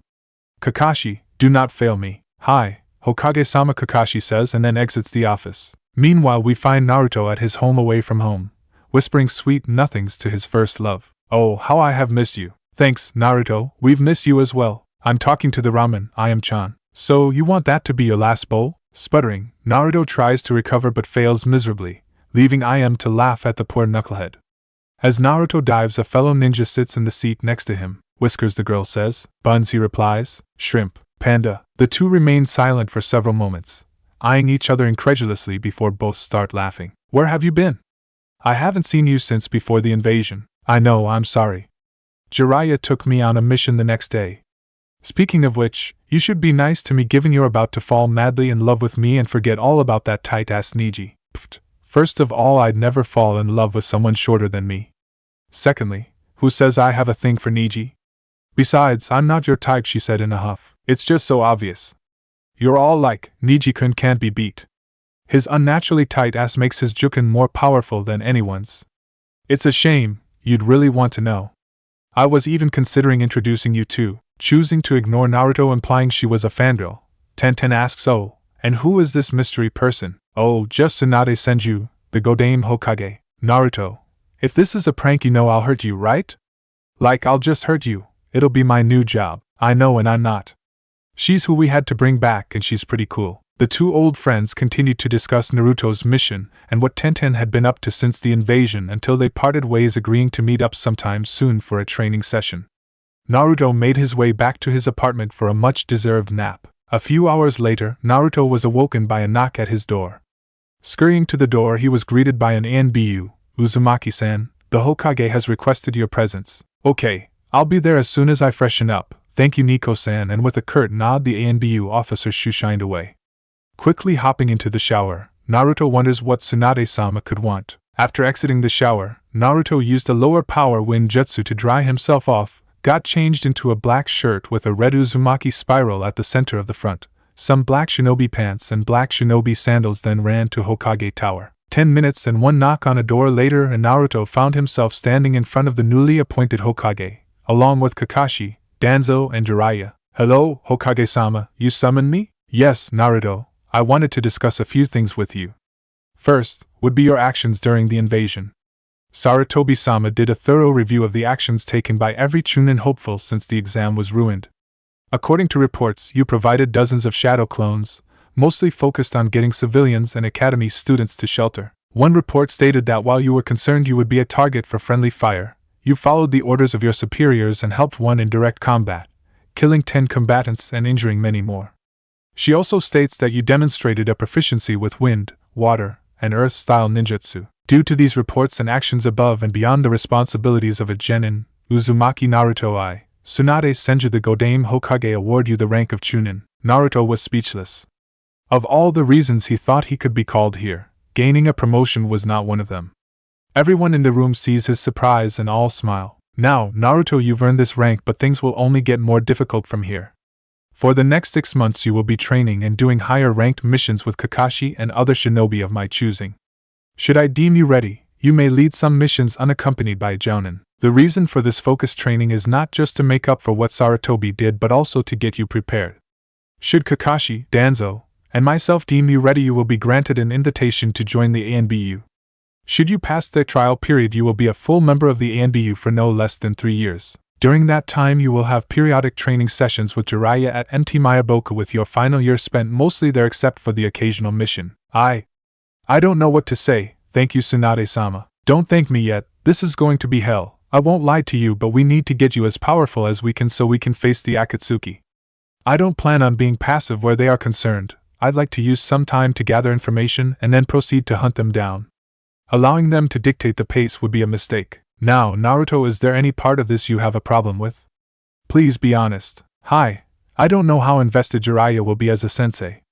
I don't believe his teaching style meshes with my learning style, and would only frustrate me when that time could be better spent with someone that desires to teach me. Before Tsunade can say anything, Jiraiya speaks up. Look, Naruto, I know you were less than happy about how I trained you during the Chunin exams, but I was trying to train you to think through problems, not baby you. Case in point, Hokage-sama. A sensei instructs. If my requesting more than the bare minimum in instruction is seen as babying, then our time together won't be fruitful. If Jiraiya would like to curate for me a training program, I would happily accept and find someone more suited to my, apparently, unreasonable preferences. To this exchange, Tsunade can only sign and hold her palm to her face while thinking, damn it, Jiraiya. You claim you want to make it up to the kid and then openly insult him when he expects you to instruct.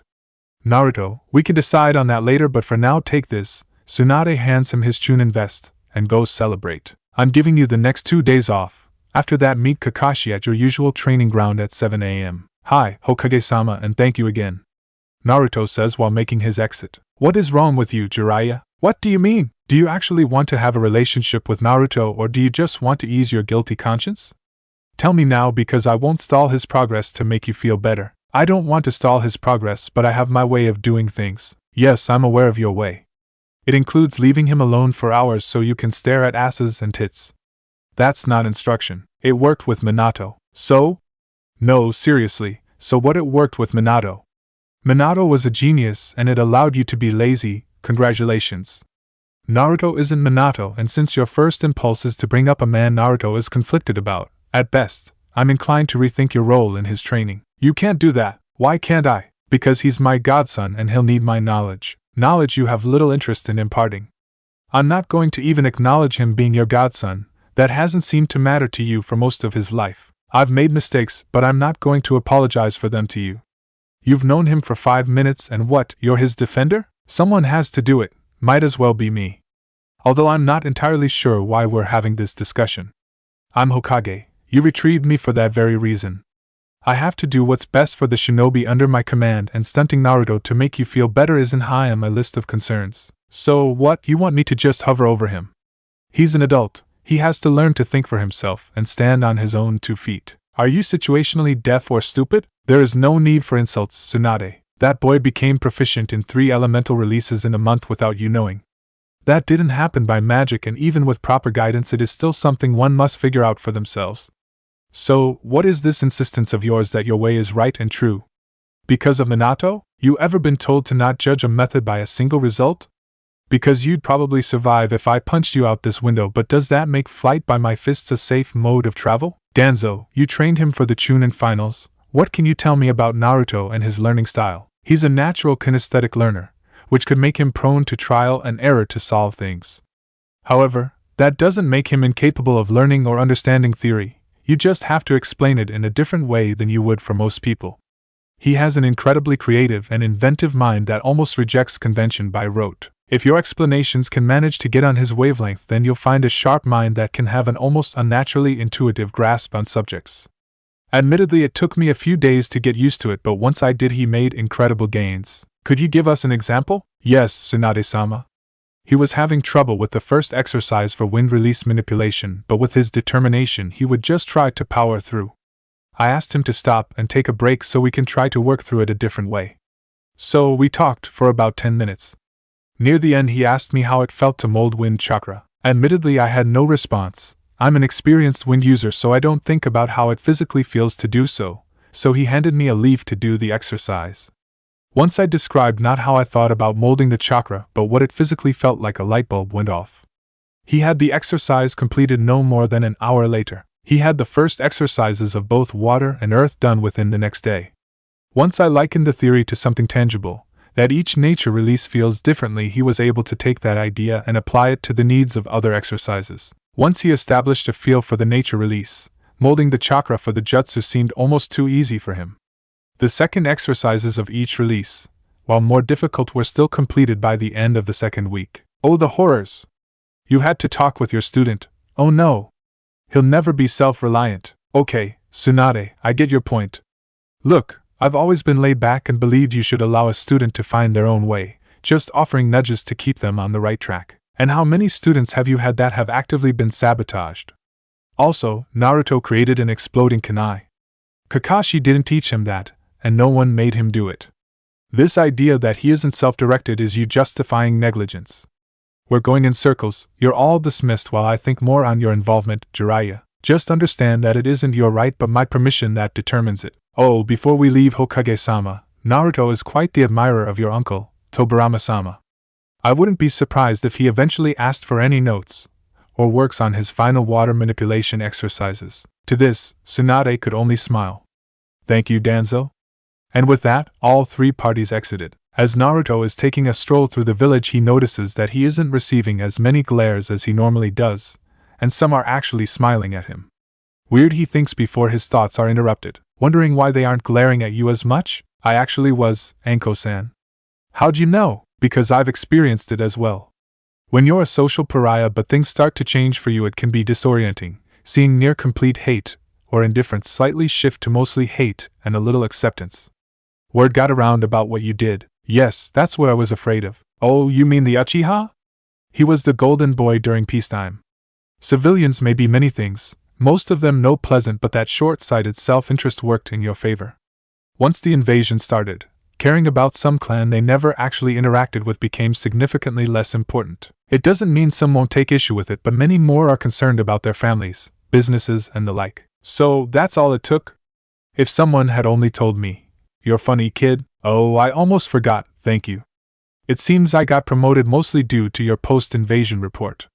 I appreciate it. No problem, kid, I just told the truth. We kicked ass, Anko said with a fist pump. Chuckling, Naruto replies, all the same I'd like to do something as a show of gratitude, so how about I buy you some dango sometime? You sure you aren't trying to get a date out of me? It's not nice to try and trick Anko-chan. Sputtering, Naruto tries to reassure her he's not asking her out, but it comes out as a lot of gibberish, which makes Anko laugh.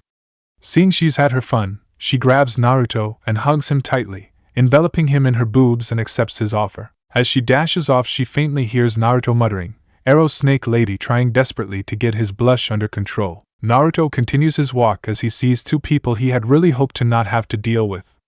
Exiting Yakinikaku was Team 10 and most of Team 8.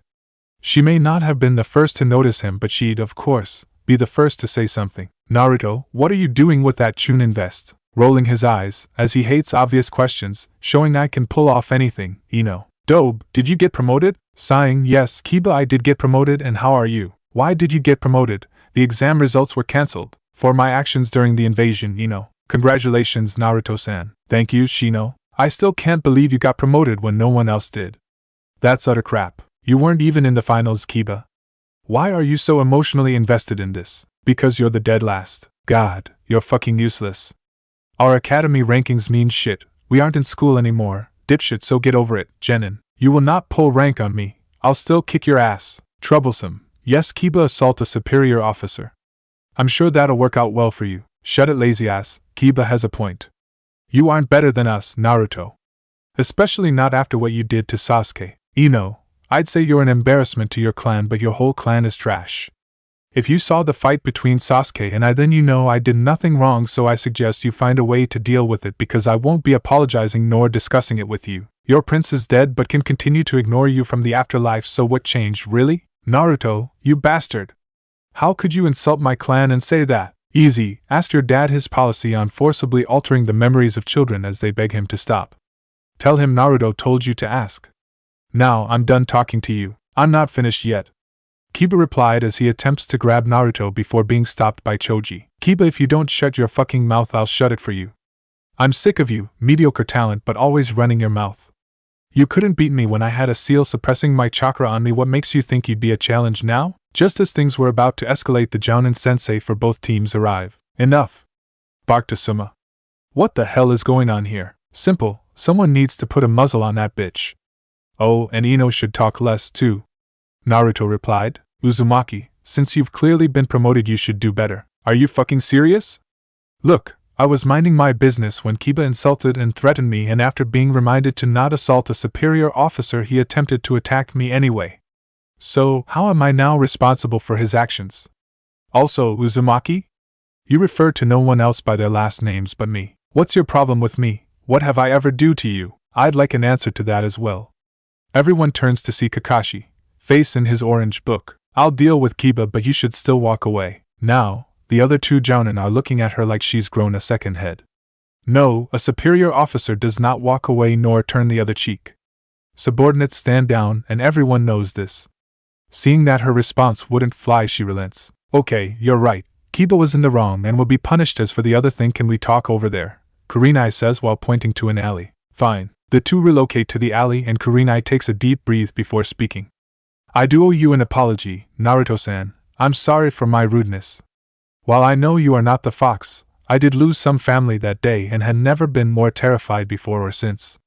I've let that affect how I treat you, and I'm sorry. I hope you can forgive me." "No, excuse me? I don't forgive you. I don't care what the fox did to you. If that's your reason for acting the way you have towards me, I don't forgive you. You don't deserve it." "Naruto, you have to understand. I don't have to understand a damn thing. All of you are the same. You just put shit on a child endlessly and demand he understand you. Understand your pain and your experiences. Who bothers to understand me?" Bothers to understand that you don't get to punish me for something that was forced on me? Do you think I was an orphan by accident? I lost people, too, but I'll never get to know them. I'll never have memories of outings, of conversations around the dinner table, of not feeling like I'm universally hated on my birthday. And yet most of you have all of that.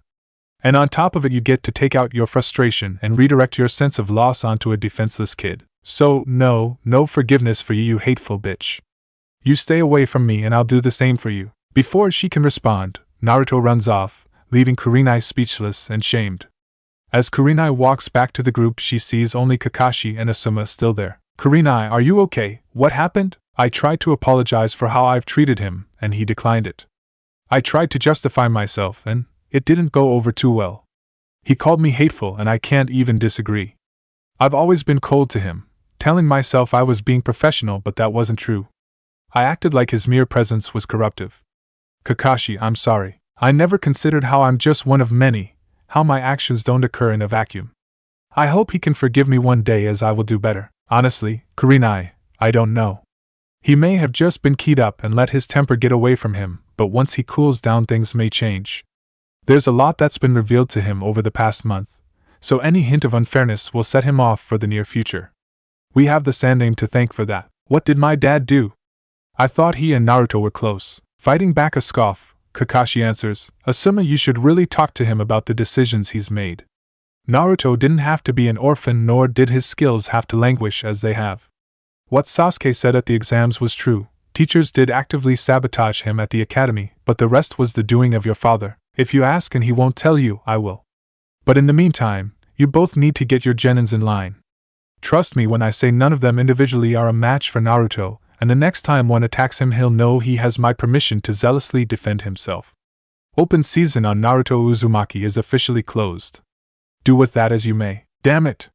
He shouted internally. Why did I let them get to me? All that work to control my temper and I still fly off the handle like an idiot. Naruto admonishes himself before attempting to meditate in a hidden cave inside the village. One he uses to get away from the villagers quite often. As Naruto slows his breathing, he feels a familiar presence approach him, and can't help but smile. Hinata-chan, he says barely above a whisper. Naruto-kun. Chapter 7. Naruto-kun, he heard her say. He's never had a strong attachment to his name. People assuming it's referring to a ramen topping doesn't help, but more or less he's just okay with it. However, spoken by her? Poetry. And with that simple utterance his annoyance is immediately reduced as he welcomes the company of his best friend. Shino-kun told me you were back, said you had a run-in with the fellow rookies and Kurenai-sensei. Hinata said while sitting beside him. Shino would be correct. Your sensei isn't likely to be a very big fan of me for the near future. Hope that doesn't cause any problems for you. She shrugs in a very un-Hyuga-like manner. If it does, it does.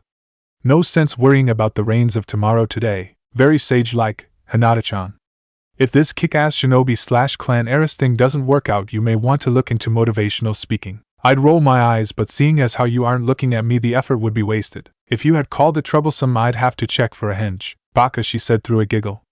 So, it's been a while. Too long. So, are you going to tell me what happened today, and where you've been for the past month? Okay, but settle in. It's a long story. Naruto then proceeds to tell her all the new developments, including him getting confirmation about his parents, Sarutobi's plots, and his promotion. Hearing all the things Naruto discovered during his time away makes Hinata immediately pull him into a hug. How are you handling all of this? If today's events are any indication, not well, but Kurama gave me some good advice, so I'll make peace with it eventually. And what of Tsunade-sama? She asked, releasing the hug. I'm cautiously optimistic. She's been incredibly fair and supportive, but she hasn't been Hokage long, so who knows? She might surprise you, she might. But on to other things. Since I'm a Chunin now, how would you feel about not sneaking around anymore? Just being normal friends that do things in the public? Well, I never wanted to do it in the first place, she said, narrowing her eyes. I know, and we don't have to rehash the fight. Besides, I don't know how often I'll be able to see you, Tenten or Shino in the next few years, so no need to further diminish it. I'd like that. I'm sure they would as well. Okay, so enough about the ever-evolving drama that is my life. How have you been? Well, Hiashi now sees me as a worthy heir. Who knew all I had to do is tie Niji in the prelims and beat on my younger sister. Idiot. Oh, and Niji walks around like fate betrayed him, except it's gotten worse since the invasion. I think he thought you losing to Sasuke would somehow right the cosmic wrong he endured, regardless of how contradictory that thinking is. Now he glares at me even more than he used to. He might stalk me just to have something to glare at. I used to love my cousin. I wanted to free him from his seal not only because it's wrong but so we could be a family for once, but I realized something. What's that? I'm related to jerks. The branch members, rightly, resent the seal, but they revel in the Hyuga arrogance when dealing with non-clan members, and I hate it. Sometimes I just want to wash my hands of the whole damn thing. Leave it to Hanabi and live my life. What stops you? I'd kill Hiashi and the elders before I let them seal me, and murder is frowned upon amongst clan members. Surely you jest. I do not, and don't call me Shirley. Biting back a laugh, she continues, outside of not wanting the seal, I doubt Hanabi's commitment to change, and being a Hyuga heir is mostly a thankless position. I wouldn't feel right giving her my responsibilities. Ah, I see. You should be a selfish bastard like me. I only think about what's good for me. Naruto replies, you rarely see people advocate hedonism. I think your willingness to do so deserves to be acknowledged. What can I say? Naruto Uzumaki is one of a kind. That's why I can get away wearing orange. I laugh in the face of convention. Some might call you a weirdo. You still haven't let that go, have you? And I never will. Who calls a 9-year-old a weirdo? Hinata says with a fake pout. Hate to pull the poor lonely orphan card, but poor lonely orphan. I had a better understanding of physics than I did shyness back then. I also recall saying I like people like you. Ignoring the latter statement, Hinata shoots back. You still have no understanding of physics. Things don't float. Some stuff moves until stopped by other stuff. I have the basics down. Laughing outright, Hinata says, if I didn't know you only pretended to be an idiot, I'd be so concerned that my best friend was mentally unrefined. That's Eris for dumb, isn't it? So you finally got that translation dictionary I sent you? I started to wonder. The two continue to laugh until Naruto speaks up. It's getting late. Would you like me to walk you home? I believe I would. As Naruto was walking Hinata home, there were some uncomfortable conversations happening at the Sarutobi and Yamanaka households. At the Sarutobi compound, Asuma was waiting patiently for his father to answer his question. It's felt like an eternity since he asked it, and Asuma remembers that this caginess was one of the reasons he left in the first place. The only time he seemed to get a straight answer out of his father is when he's being given an order. Hiruzen takes notice of Asuma staring at him, and frankly is too tired to give his son the usual runaround. Asuma-kun, I won't tell you everything and you have no right to ask, but I've made decisions regarding Naruto because I was concerned he may be a threat to the village. Naruto Uzumaki? The kid always running around saying he's going to be Hokage? Hiruzen sighs. His shinobi don't seem to pay attention very well. Asuma, that was an act. He wants to be Hokage about as much as you do. He didn't show his true personality during the academy. Shinobi keep secrets. Why does that make him a threat? Because the secret he was hiding was how much he resents the villagers. He likely hates them outright, and given what is in him, my not being sure of his loyalty was a problem. Asuma now became worried. He knew that his dad had been haunted by Orochimaru's actions and also handled the unknown poorly. What did you do? I ordered Kakashi not to focus on Naruto's training when he was assigned to his team. I also ordered Jiraiya to just focus on him molding the Bijou chakra during the Chunin finals. I didn't believe he'd beat Sasuke, but there was no point in laying a foundation and risking it. You could have gotten him killed. It's morally reprehensible to send someone out on missions while refusing to train him. What was your end goal? Enough, Asuma. I will discuss this no more. I've already had this discussion with Tsunade and Jiraiya. I will not be admonished by my own son. I did what I thought best, and for someone who never paid the boy the least bit of attention, your outrage rings hollow. Asuma bristled at this. I'm not saying I was the kid's biggest fan, but he is a fellow Leaf Nin and deserved better. He did deserve better. He deserved to be raised by Minato and Kushina. Asuma's eyes go wide when Hiruzen says this, but Hiruzen continues on. Or if that didn't happen, he deserved to not have the fox sealed in him. After those two things weren't going to happen, he deserved to be acknowledged as a hero, someone who has been in service to this village since he was born. He deserved to know who his parents were and to grow up safe and loved. Don't dare lecture me on what that boy deserved. As someone tasked with often not allowing it, I'm well aware. Do you think I did this for fun? There was no pleasure in it. I lead a village of fools. Shinobi are those who endure, and most of mine seem to ignore that. In regards to Fox, the civilians were even worse. What was I to do?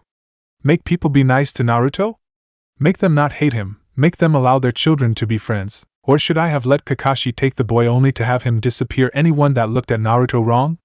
Couldn't let Sam do it either. Sure, she's trustworthy, but what about every member of her clan? What about other clans causing a stir because of what Naruto contained? And so I did what I could do. I tried to control one person instead of thousands of people. I tried to be an anchor for Naruto so he'd see that the entire village didn't hate him. But I could never give him the things he really wanted, and apparently he knew I wasn't being honest with him, so he resented me. If I had to guess, he likely saw it as me being on their side, the villagers, and that's the heart of the problem. Naruto defines the villagers as antagonists to his wants and desires. You didn't exactly help in turning him away from that assessment, Pop. No, I didn't, and if I could do it over again, I'm not sure I'd change a thing. Because as Hokage, that's the job. The village must come first. Even when it hurts people you care about, even if it isn't remotely fair. That's what none of my critics seem to understand. I know what I'm asking of Naruto isn't fair, but he doesn't have the luxury of fairness. Whether Minato knew it or not, he drafted his son into a lifetime of service to the village. Unlike when Kushina was around, we don't have a handful of S-rank shinobi on hand to offset never officially having a container. Would you have been this cold to Konohamaru? No. And you see nothing wrong with that? No, I see it, and I know what it makes me. Cruel is what it makes you. Also, a hypocrite. Naruto was vulnerable, and you decided to keep him that way because that's what you wanted. I need to leave. We've had our disagreements in the past, but this is not the will of fire. As Asuma leaves, the former Hokage looks a decade older than he actually is as he thinks about all the decisions he's made regarding Naruto. As if trying to convince himself Hiruzen thinks, cruelty or not, what I did was what is best for the village.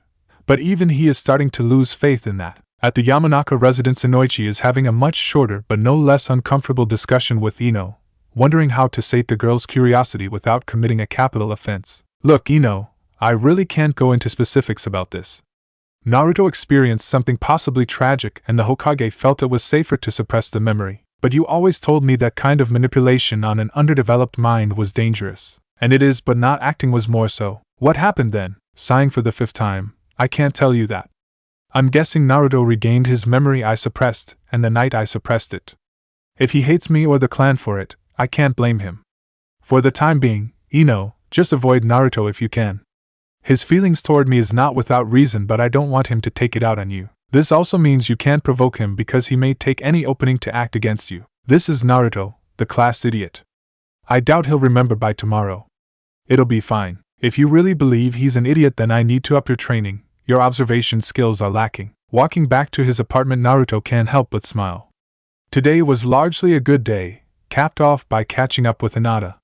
Even the guards at the Hyuga compound didn't try to stare holes into me. As Naruto continues on, he notes the slip crispness in the air which signals the upcoming change in seasons. He's always enjoyed nights like this, cool but not cold, something just approaching a slight chill in the air and a gentle breeze to accompany it. Taking the long way back to his apartment, Naruto decides to train his sensory ability a bit, extending his senses to test his range. He has about a 1-mile range now, and even then it's weaker near the limit. He continues to extend his senses until he is within range of his apartment, where he notices a familiar chakra signature. Damn it, I don't think I'm in the mood for this tonight. Shit, Naruto thinks as he tries to come up with a plan to avoid this particular argument, but seeing no way out of it, he increases his pace and soon arrives at the stairs of his apartment. Taking each step at a deliberate pace, he attempts to mentally prepare himself to talk to her. Hey Sakura, have you been here long? He asks as he opens his door. No, not long. I just wanted to talk to you. We haven't since before the invasion. Sure, come in, he says, and she follows him into his small apartment. What Sakura notices is that the apartment is much cleaner than she expected from Naruto. While his furniture isn't new nor expensive, it is well maintained, and except for some scrolls and notes on his 2-person dining table, there isn't any messiness to be found. Interrupting her thoughts, Naruto asks, So what did you want to talk about? Nothing in particular, it's just been a while is all. Naruto narrows his eyes. She never wanted to have a friendly chat before, so why the act, Sakura? Please just tell me. It's getting late, so let's not drag this out. Sighing at his bluntness, Sakura starts.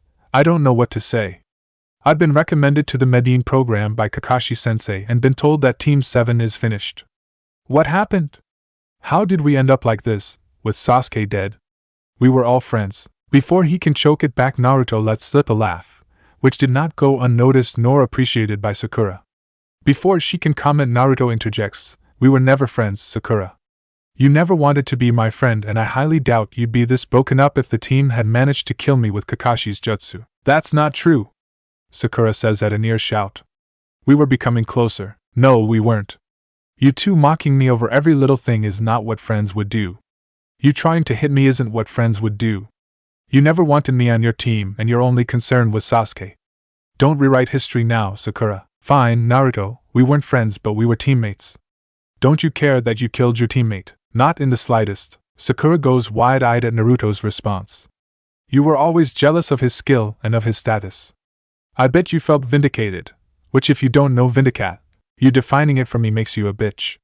Yes, I was jealous of Sasuke. I was an orphan that people enjoyed humiliating and no one wanted to help. Sasuke had everything and didn't value it. He didn't value you, although I've long since come to the conclusion he wasn't wrong in that assessment.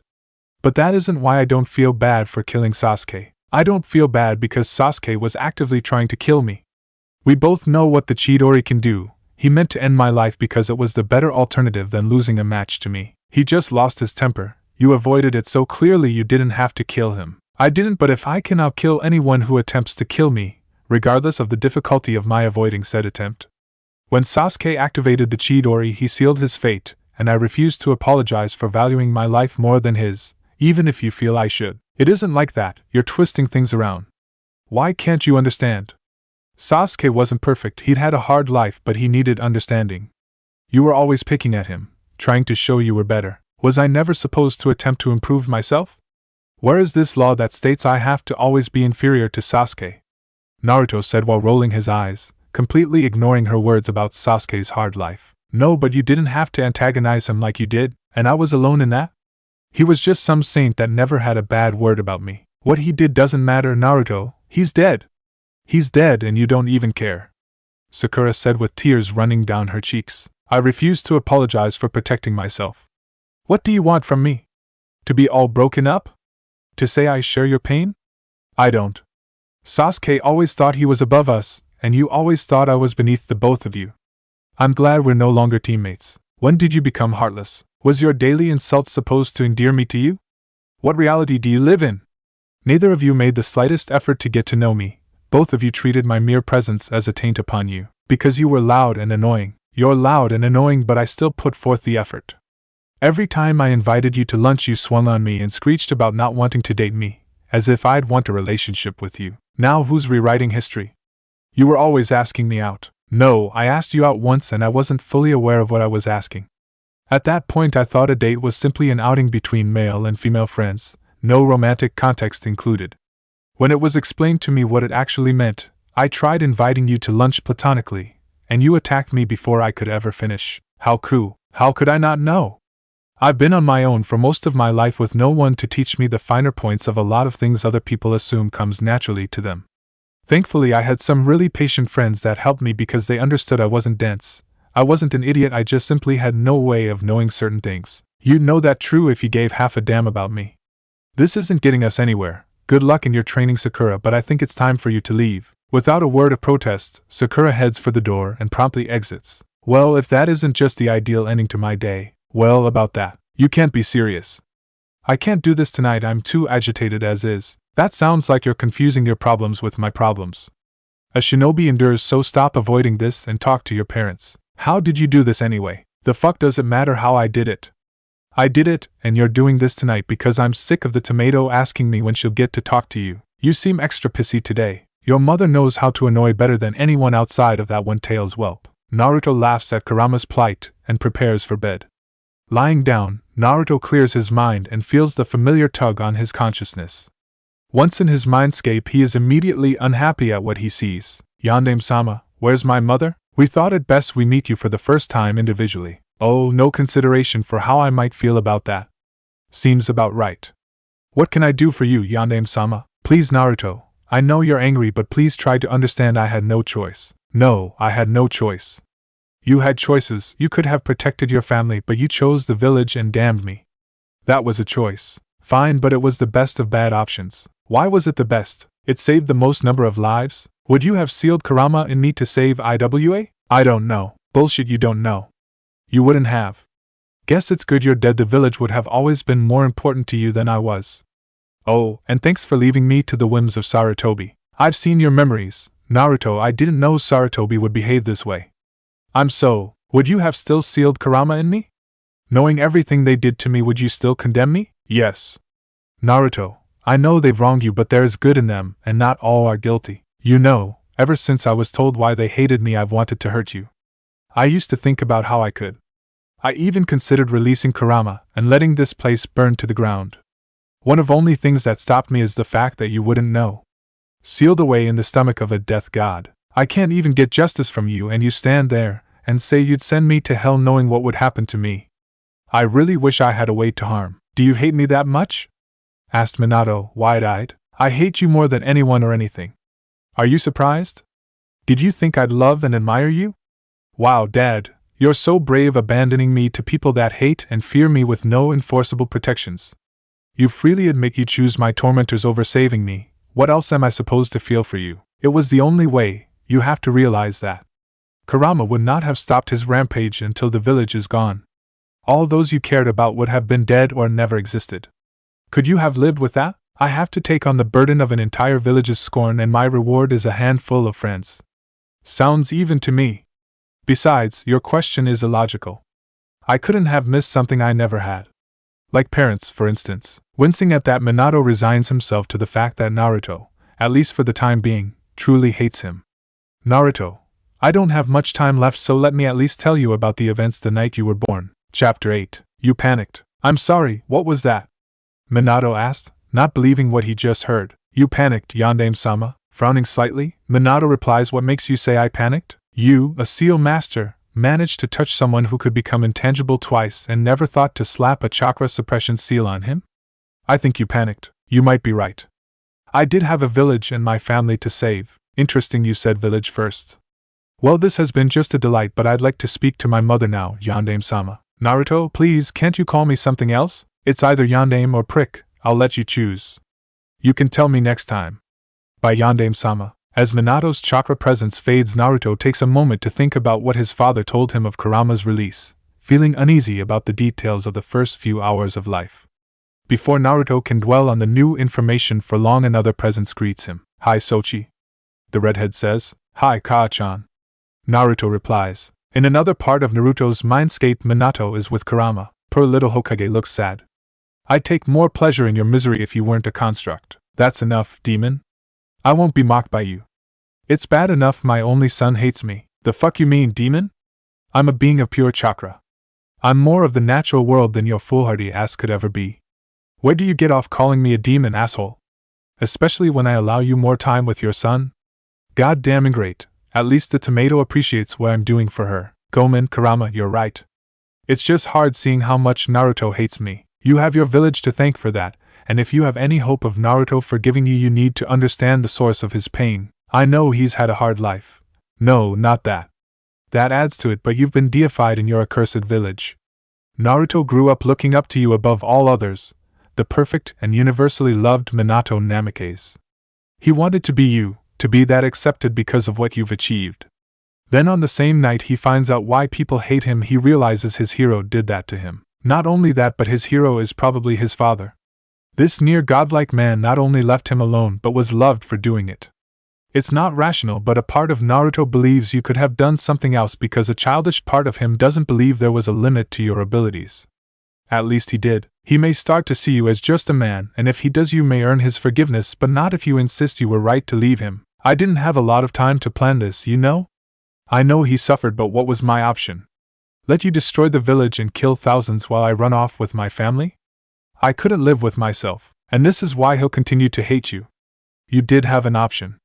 You chose the one that saved the most lives, but at the expense of your son. You left him unprotected. Minato, approaching a near seethed, wanted to point out he had left protection for Naruto but was cut off. Before you say that you left contingencies in place, you knew your sensei's personality faults. It was entirely predictable he'd leave your boy alone or go along with whatever Sarutobi wanted. He may be a great shinobi, but he's a weak man and has shown his response to turmoil is to run away.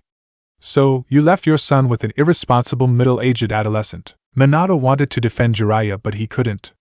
He loved his sensei, but seeing Naruto's memories left him with the impression that while Jiraiya was an excellent sensei for him, That may have been an outlier, and the man never truly intended to be there for his godson. I don't know what to do. How can I apologize for what he's been through when I make the same decision? I couldn't justify sacrificing that many people for my own happiness. That you'll have to figure out yourself. Why do you care if I square things with Naruto? What's in it for you? A matter of self-interest. His emotional stability benefits me, and that's all I'll say on the matter. Now away with you, prick. Kurama finishes with a chuckle. The morning finds Naruto waking up, tears in his eyes but feeling lighter. While he still didn't know how to feel about his father, he adored getting to meet his mom and loved her red hair. Thanks to the conversation, Naruto had someone to meet today, along with his other activities for his last day off before he enters his intensive training period. Looking at the clock, Naruto realizes he's slept in but can meet Tenten at her team's training grounds if he hurries, so he sets off to get ready for the day. After a quick shower and small breakfast, Naruto gets dressed in his signature orange jumpsuit and heads to Training Ground 9, where he sees the team wrapping up their exercises for the day. Walking over to the group, Naruto greets each member. Ohayo, Lee, Gai-sensei, Tenten, Niji-chan. Ohayo, they all say except Niji, that glares at Naruto noticing the vest. Uzumaki, you were promoted? Niji asks in disbelief. Yes, Niji. I guess it was fated to be. Naruto says with a barely hid smirk. Your flames of youth will surely reach new heights, Naruto. Gai said. Thank you, Gai-sensei. I appreciate that and only hope my youthful flames burn forever brightly. YOSH shouted Lee and Gai as they make their exit. Tenten, I do not understand how you have befriended this moronic boy, stated Niji. Tenten, not wanting to be in the middle of Naruto, and Niji again tries to deflect the comment but is interrupted by Naruto. Niji, why don't we get along? I see us both as strivers, trying to fight against the stacked decks, so why are we so acrimonious toward each other? Now, I know you believe in fate, but you believe that if things were fair and positions decided by merit, you'd be in Hinata's position, yes? Now, Niji has been around Naruto enough to be cautious. He thinks for a moment, trying to find the trap but cannot see it, so answers honestly. You are correct, Uzumaki. If clan head was decided by merit, then I would be the heir, not that failure. Now, Niji, I recall a double elimination during the prelims, so she isn't really a failure, but I take your point. How about I make you a deal? I will treat you how you believe a fair and just universe would operate. I acknowledge you, Niji, as the most talented Hyuga of your generation. Taken aback, Niji can only nod at Naruto's pronouncement. Hey, Tenten, you busy? No mission today, and I don't have to work at the shop. Why? Oh, I figured it'd be a good time to meet your idol. Both Niji and Naruto were temporarily deafened by her squeal. As they depart, Naruto bids Niji a good day. Bye, Nijiheim. He says, leaving the boy irate. Why do you always have to poke at him, Naruto? Tenten asks, trying not to laugh. Honestly? It hurts knowing I'm not first in your heart, Tenny. Did our love mean nothing? You just cast me aside for fancy bloodline limit and a perma scowl. I thought we had something. Tenten gains a tick mark over her brow and proceeds to draw a kunai, which doesn't go unnoticed by Naruto because he immediately takes off. Shouting, Tenten says, Why are you running, Naruto? I'm not gonna hurt you, you lie. I won't be taken in by your sweet words anymore, vile temptress. This response causes Tenten to throw her kunai at a retreating Naruto, barely missing him. The two continue to run until they arrive at Hokage Tower, where Tenten stops and looks visibly nervous. Seeing this, Naruto puts a hand on her shoulder and gave her a reassuring smile. See, she's calmed down. The two enter the building and make their way to Tsunade's office, stopping at Shizen's desk just outside. Hi, Shizen-san, is Tsunade available? Hi, Naruto. You know you don't have to call me San, don't you? Hi. Sorry, force of habit. No worries, and is this who you told me about? Yes, this is my very good friend and Tsunade's biggest fan. Tenten, this is Tsunade's longtime apprentice, Shizen Kato. Hi, it's really nice to meet you, Tenten. It's nice to meet you as well. Now, Tsunade-sama doesn't have a lot of time, but I did make a little room in her schedule for you, so go right on in. Walking to the door, Naruto knocks and waits for permission to enter. Once given, he walks in and introduces Tenten to her personal hero. While this is happening, Kakashi is having discussion with Asuma, who is overseeing the training of Team 10. I talked to Pop last night. I'm beginning to think the old man has lost his mind. Holding back a scoff, Kakashi responds, If only we were so lucky. No, he knew exactly what he was doing. He also let it slip whose Naruto's parents were. Can't tell you how stupid I felt not putting that together. Taking a long drag of his cigarette, Asuma continues, I know it is late in the game, but I'd like to make it up to Naruto. I understand he's entering some intense training for the next few years, so any help I can be, let me know. I appreciate the offer, but if it is out of pity, he won't accept it. It's not. It's just, most shinobi understand the boy isn't what he contains and pat ourselves on the back for treating him neutrally. It's so easy to forget how he's actively saving the village, and what he lost in order to do it. We owe him a lot and far too few people acknowledge it, content to write him off. I know I did, but I'd like to change that. Okay, I'll let him know. He has a futon affinity, but Danzo is training him on that. At the mention of Danzo, Asuma quirks a single eyebrow. I know what you're thinking, but he's actually changed. Don't know when or how, but him and Naruto have a previous relationship, and now he isn't all darkness is my ally. And world domination why like he was. But I'm sure we can figure something out. Naruto isn't likely to turn down training. Asuma responds with a single nod and Kakashi shushins away. Naruto made his exit shortly after introducing Tenten to Tsunade. While he didn't have a lot to do today, there was one important visit he needed to make as prompted by his mother. Before going, however, he needed to pick up something, which is why he is in this market right outside of the clan compound district. Making his way to the liquor aisle, he finds what he was looking for and heads to the cashier. Preparing himself for an incident, Naruto is shocked when the cashier rings him up, smiles and tells him to have a good day. He says the same to her and continues to his destination. Finally, making it to the Inuzuka compound, Naruto heads to meet Sum, his godmother. He takes a minute, remembering how animated his mom was when talking about the clan head. Sochi, I'm guessing Sarutobi never told you Sum was supposed to look after you if something happened to me, did he? No, he didn't. I've never even spoken with her. I know her son and he's an asshole. She was too, Kushina said, laughing. We used to fight all the time at the academy. The day we became friends, it's because we got stinking drunk on some cheap sake she lifted from her parents. Watching his mom act out her drunken hijinks with Sum delights Naruto and brings a tear to one eye. He can't help but think of how much he missed out on, and how many things he isn't even aware he's missing by losing his parents.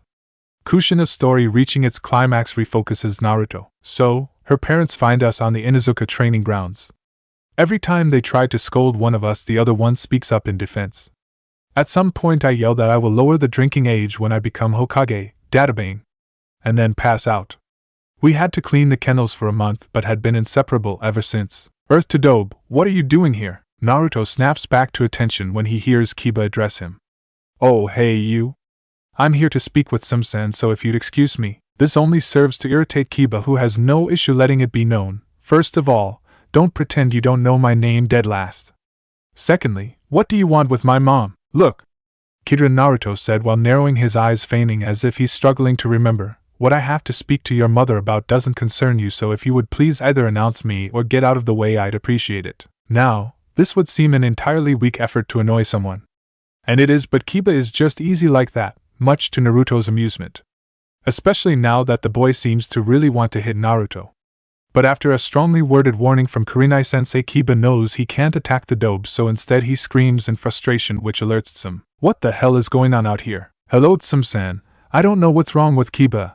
I just asked to speak with you, and he seemed greatly upset by the request. Oh, that's odd. Deciding to not investigate it further, Sum moves on. What can I do for you, Naruto? I was hoping to talk to you and I wanted to give you this, he said, handing her the bottle of sake. Looking at the bottle, Sum instantly tears up, remembering her lost friend. Before she can even ask the question, Naruto speaks. I know. And that is enough for Sum to invite Naruto in while sending Kiba off to run an errand. Sitting in her kitchen, Sum looks at the boy that was supposed to have such a different life than the one he's led. Never has her loyalty been tested, as when Sarutobi denied her permission to adopt Naruto, and later forbade he from having any contact with the boy for fear she'd reveal his heritage or make him grow too attached.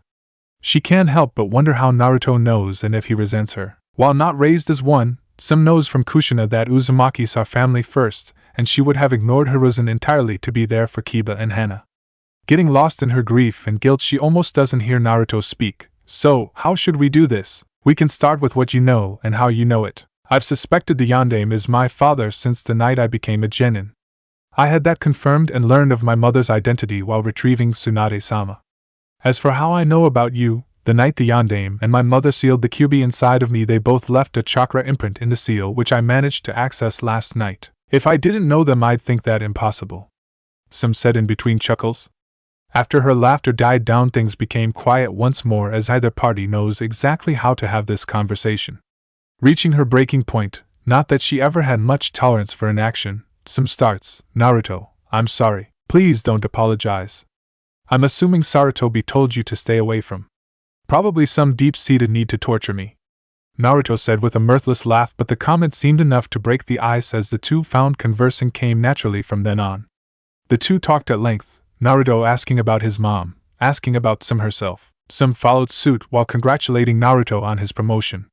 It had been a few hours, but it felt like minutes when Naruto saw the time and took his leave, promising to stay in touch. On his way back to his apartment, Naruto is filled with an optimism he hasn't allowed himself to indulge in quite some time. He is actually looking forward to the future. Training begins in earnest tomorrow and he'll have no excuses. He'll either show he has what it takes to be an excellent shinobi, or he won't. The chance to live on his own accomplishments and effort, unencumbered, is almost intoxicating. But this new hope isn't just related to being a shinobi, as Naruto also enjoys the idea that he doesn't have to fear the villagers as much, not having to hide his friendships for fear his very presence will taint their reputations. Not only that, but he has new people he can potentially rely on. While it is too soon to say he fully trusts Tsunade or Shizen, he has to admit that there does seem to be an ease to which they understand each other, but time will tell and he'll enjoy the relations while he can. Thinking back on that night in the bar with Tsunade, Naruto can't help but think about Sasuke. For so long Sasuke was an outsized presence in Naruto's life. The tragic genius the villagers loved but whom he could never bother to love in return. Naruto would never lie and say he wasn't jealous of Sasuke, but it was never because of his so-called talent, or how things came easier, which is remarkable when you have dedicated senseis, but people believe as they wish. No, Naruto's jealous was that Sasuke knew loneliness but chose to stay that way. In a way, Sasuke was no better than Inari. He did nothing to help himself, instead chasing after his own personal boogeyman because it was easier than grieving his losses, and so much of the village enabled him to do so. Tsunade lost her family too, but she had spent years serving others. Her two greatest losses were stacked on top of numerous others. Sasuke could never reach out, not because he was traumatized but because he simply didn't value anyone to the degree he valued his clan. And if Naruto was being honest, that too fueled his resentment. The simple fact of the matter is that loneliness cannot be cured by purely yourself. It takes others, and that means that on some level Naruto was dependent upon the very people who cursed his existence. He needed them and he hated it.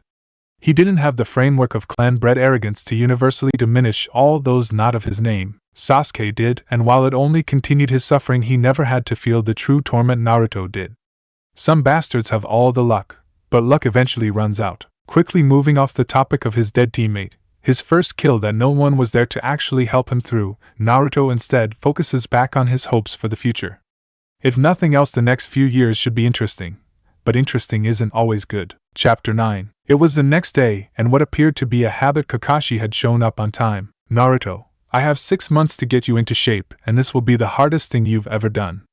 We've got some areas we have to focus on: conditioning, taijutsu, and kenjutsu mainly. I already know your ninjutsu is good, so we likely won't be expanding it just yet, more refining it so you've mastered the ones you know. We'll also be developing your tactical thinking. Any questions? Well, I'm trying to develop a new style of combat fuinjutsu with a friend. Will I have time to do that? Yes, that shouldn't be a problem, but for now I want you to run around the village wall, and then get back here. Also, don't use chakra. Once I get a sense of your baseline, I may add resistance seals to your training. Now get going. Several hours later we find an exhausted and pained Chunin on the ground getting a nice smile from his sensei. You know, sensei, you don't have to look like you enjoy my misery so much, but I do. I love breaking new recruits. It was my favorite activity in ANBU. Anyway, I'm impressed with what I've seen and we have a good place to start building. I'll see you tomorrow bright and early, Kakashi says before leaving in a swirl of leaves. Cursing his bastard sensei, Naruto picks himself up and starts home. On his way he gets an alert from a security seal. Someone had breached his apartment. Close enough to his place when he got his alert, Naruto extends his senses, and while not familiar with the chakra signature he can tell they are likely Jounin level. Not wanting to foolish rush in, he tries and successfully locates Kakashi and makes his way there. An unsuspected knock interrupted Kakashi and his reading time. He opens the door to see his student, confused as he's never revealed where he lives to his students. Sorry for bothering you, sensei. I got an alert from a security seal that someone is in my apartment, and I sensed it was someone of Jounin level. Oh, and that's how I found you if you're wondering. I'm a sensor, I sense things. Anywho, I'd normally handle it myself, but I've yet to recover from your assessment, and was wondering if I could get a bit of help. Kakashi's single eye darkens before he gives Naruto his eye smile. we're going to discuss this sensor ability you failed to mention. As far as the intruder, I'll check it out. Why don't you go get something to eat and I'll find you when it's over? No problem, thanks sensei. Kakashi only nods before he shins away. Inoichi Yamanaka is not an unreasonable man. He understands that he might not be Naruto's favorite person. While following orders he's earned the blonde's ire. However, coming between a man and his only daughter is crossing a bit of a major line. Doing so while boxing him in with S-class secrets is just downright dickish, in this veteran shinobi's estimation. So yes, Inoichi is a little hot right now. Enough so to invite himself in as to guarantee an audience? It appears so. It's just going to be a civilized chat, so there's no issue. Just a calm exchanging of ideas between two rational adu. You know, he keeps some really good tea in his cupboard. A nice, soothing blend. You'd never expect the knucklehead to have such good taste, and yet there it is.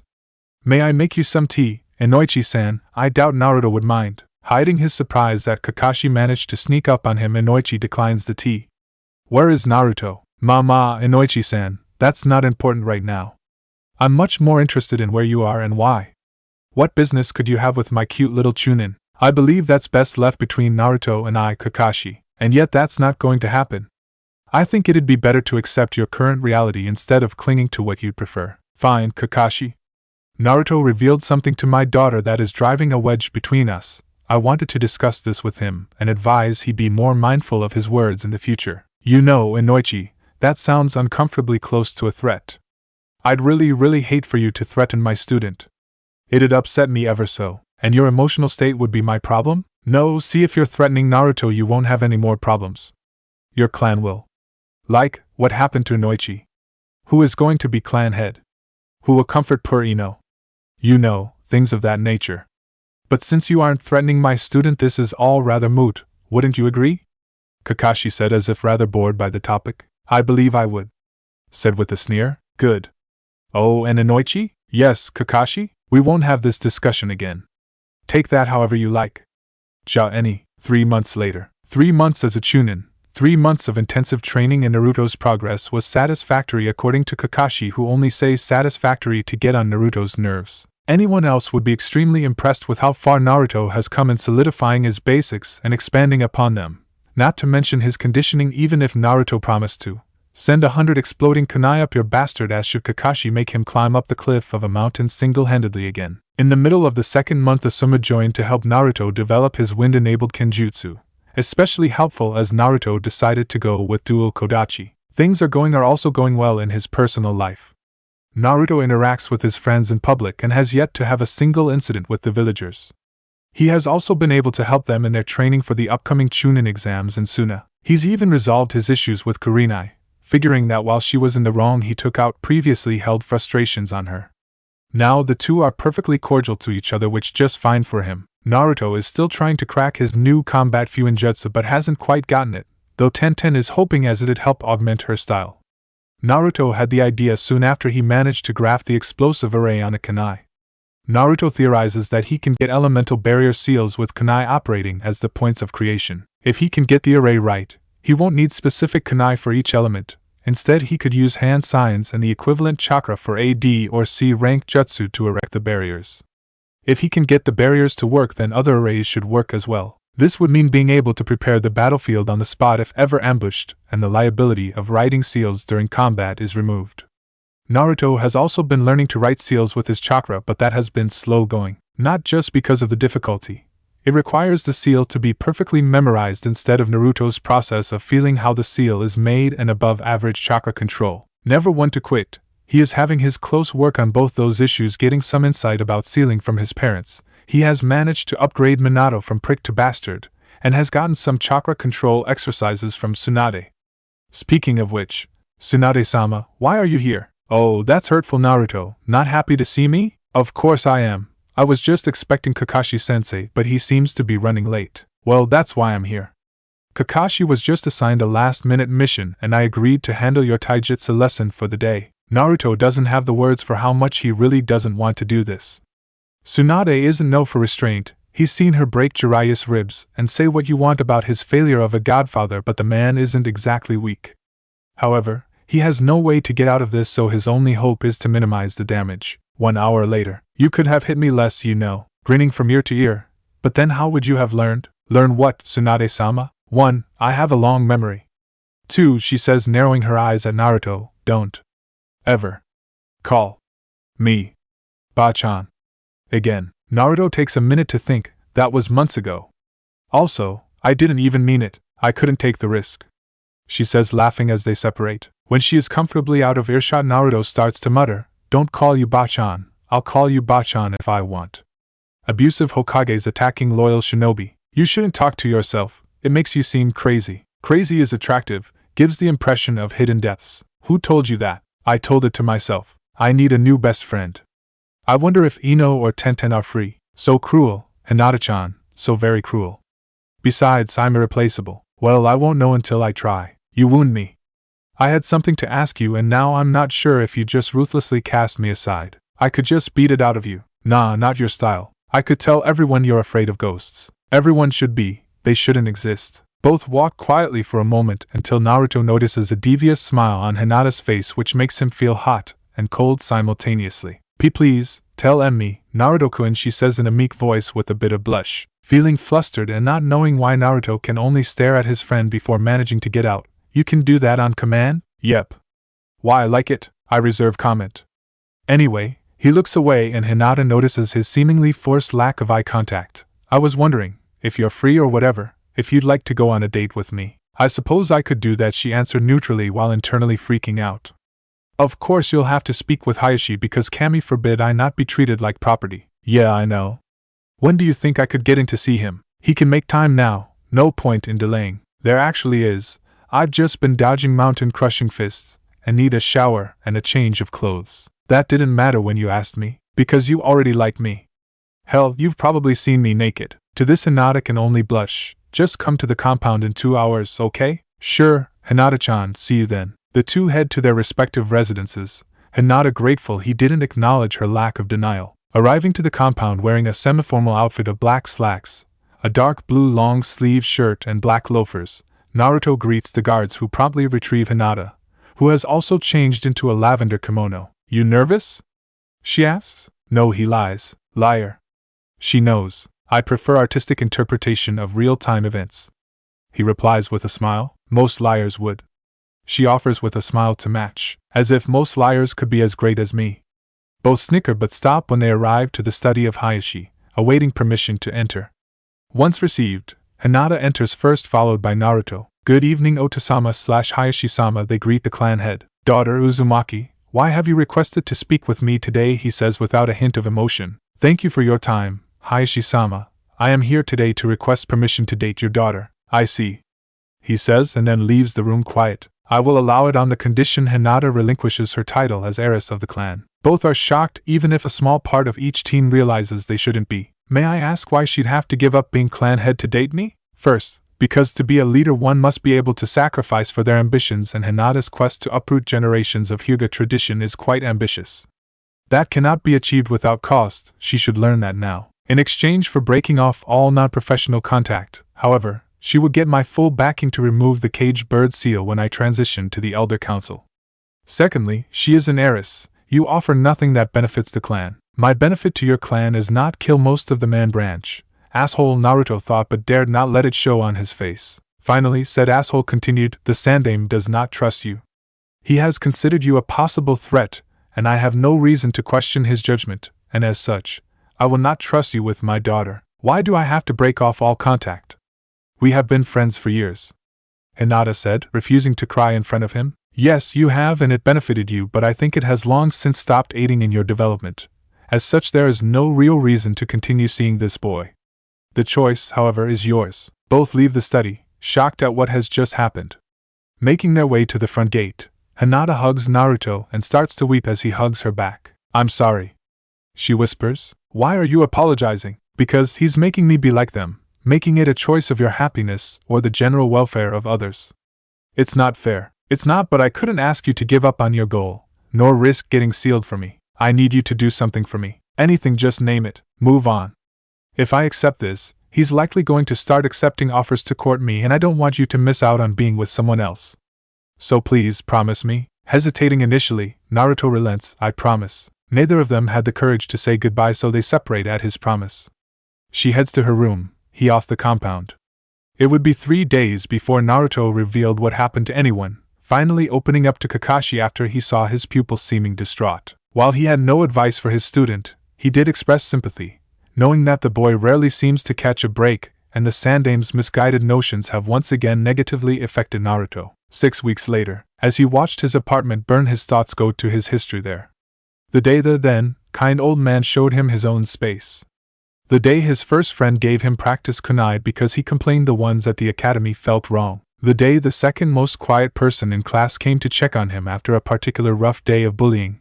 How he stayed for dinner, and the two just talked about everything. Hobbies, dreams, what his clan was like, just anything. The feeling of going to sleep knowing he made another friend, someone else who cared. But mostly his thoughts certain around a certain girl. So shy, so outwardly delicate, and yet she made the first step, likely summoning every ounce of courage she had, and came to his door on his birthday. She came into herself in that apartment. It became a safe space for both of them, and sometimes Naruto thought of it as their place, their sanctuary from all those that doubted and dismissed them. More thoughts about the meals shared, the stupid jokes. How she helped him study, and how just by talking with her she came out of her shell and lost her stutter, something it took her bastard father months to notice. He was to some extent likely will always be hyperactive, but she always invoked a sense of calm within him. He remembers the exact day he knew he had fallen in love with her. It scared him like nothing else but excited him all the same. A thrill like no other, and while the emotion was so unfamiliar to him he knew he'd never wish to give it up. Even if she never felt the same, he'd cherish it. The ability to feel this way about someone else was so many things. He'd happily give himself over to it. So overwhelming it was, somehow innately realizing the freedom in submitting to it. That last thought caused Naruto to do something he hadn't done in years, something he promised himself he'd never do again. As he watched the flames dance in the apartment complex and give an ethereal glow to the night sky, Naruto started to let his tears fall.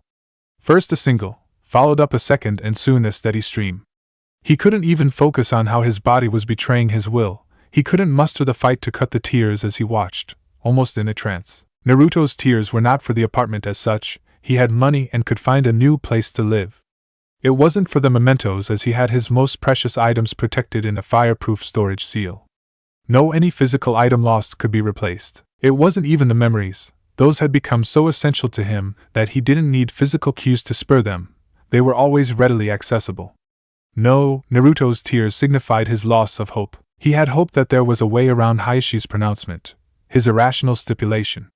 The burning of the apartment felt like he was losing her again, only this time it was final. There would be no clever last-minute ploy, and she would never agree to an undercover affair at the risk of her oppressed family. He couldn't be that selfish to even tempt her with the offer. No, this is just one of the many things this village has taken from him. His parents, his development, at times even his sanity, but he had always had to back down, to put those fights off, understanding that he'd have to survive the injustices done to him before he could start to fight back, but no longer. No, this is the last thing they take from him without losing something in return, he thought, trying to hold on to his rage as it was the only thing keeping the all-consuming despair at bay, until it failed completely. No matter how hard he tried, he couldn't help but think of all he had lost. Never would they share a quiet dinner together again, just happy in each other's presence. Never would he get to take her on a romantic date for her birthday, as he'd debate whether the pink in her cheeks were due to the chill in the air or her reaction to him.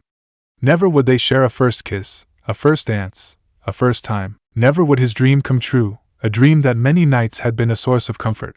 Not that he expected the dream to stop, but now the meaning would change. The warmth of optimism would now be replaced by the cold rebuke, a cosmic punishment for his hubris. How dare he think he'd be allowed to be the least bit happy, to even have the simplest of wishes for his future? Weapons shouldn't dream, demons shouldn't hope. But there are things weapons and demons can do, and they are things he's been becoming increasingly adept at. Whoever levied this most grievous insult would be dealt with in the harshest of ways. That's a promise of a lifetime. Believe it.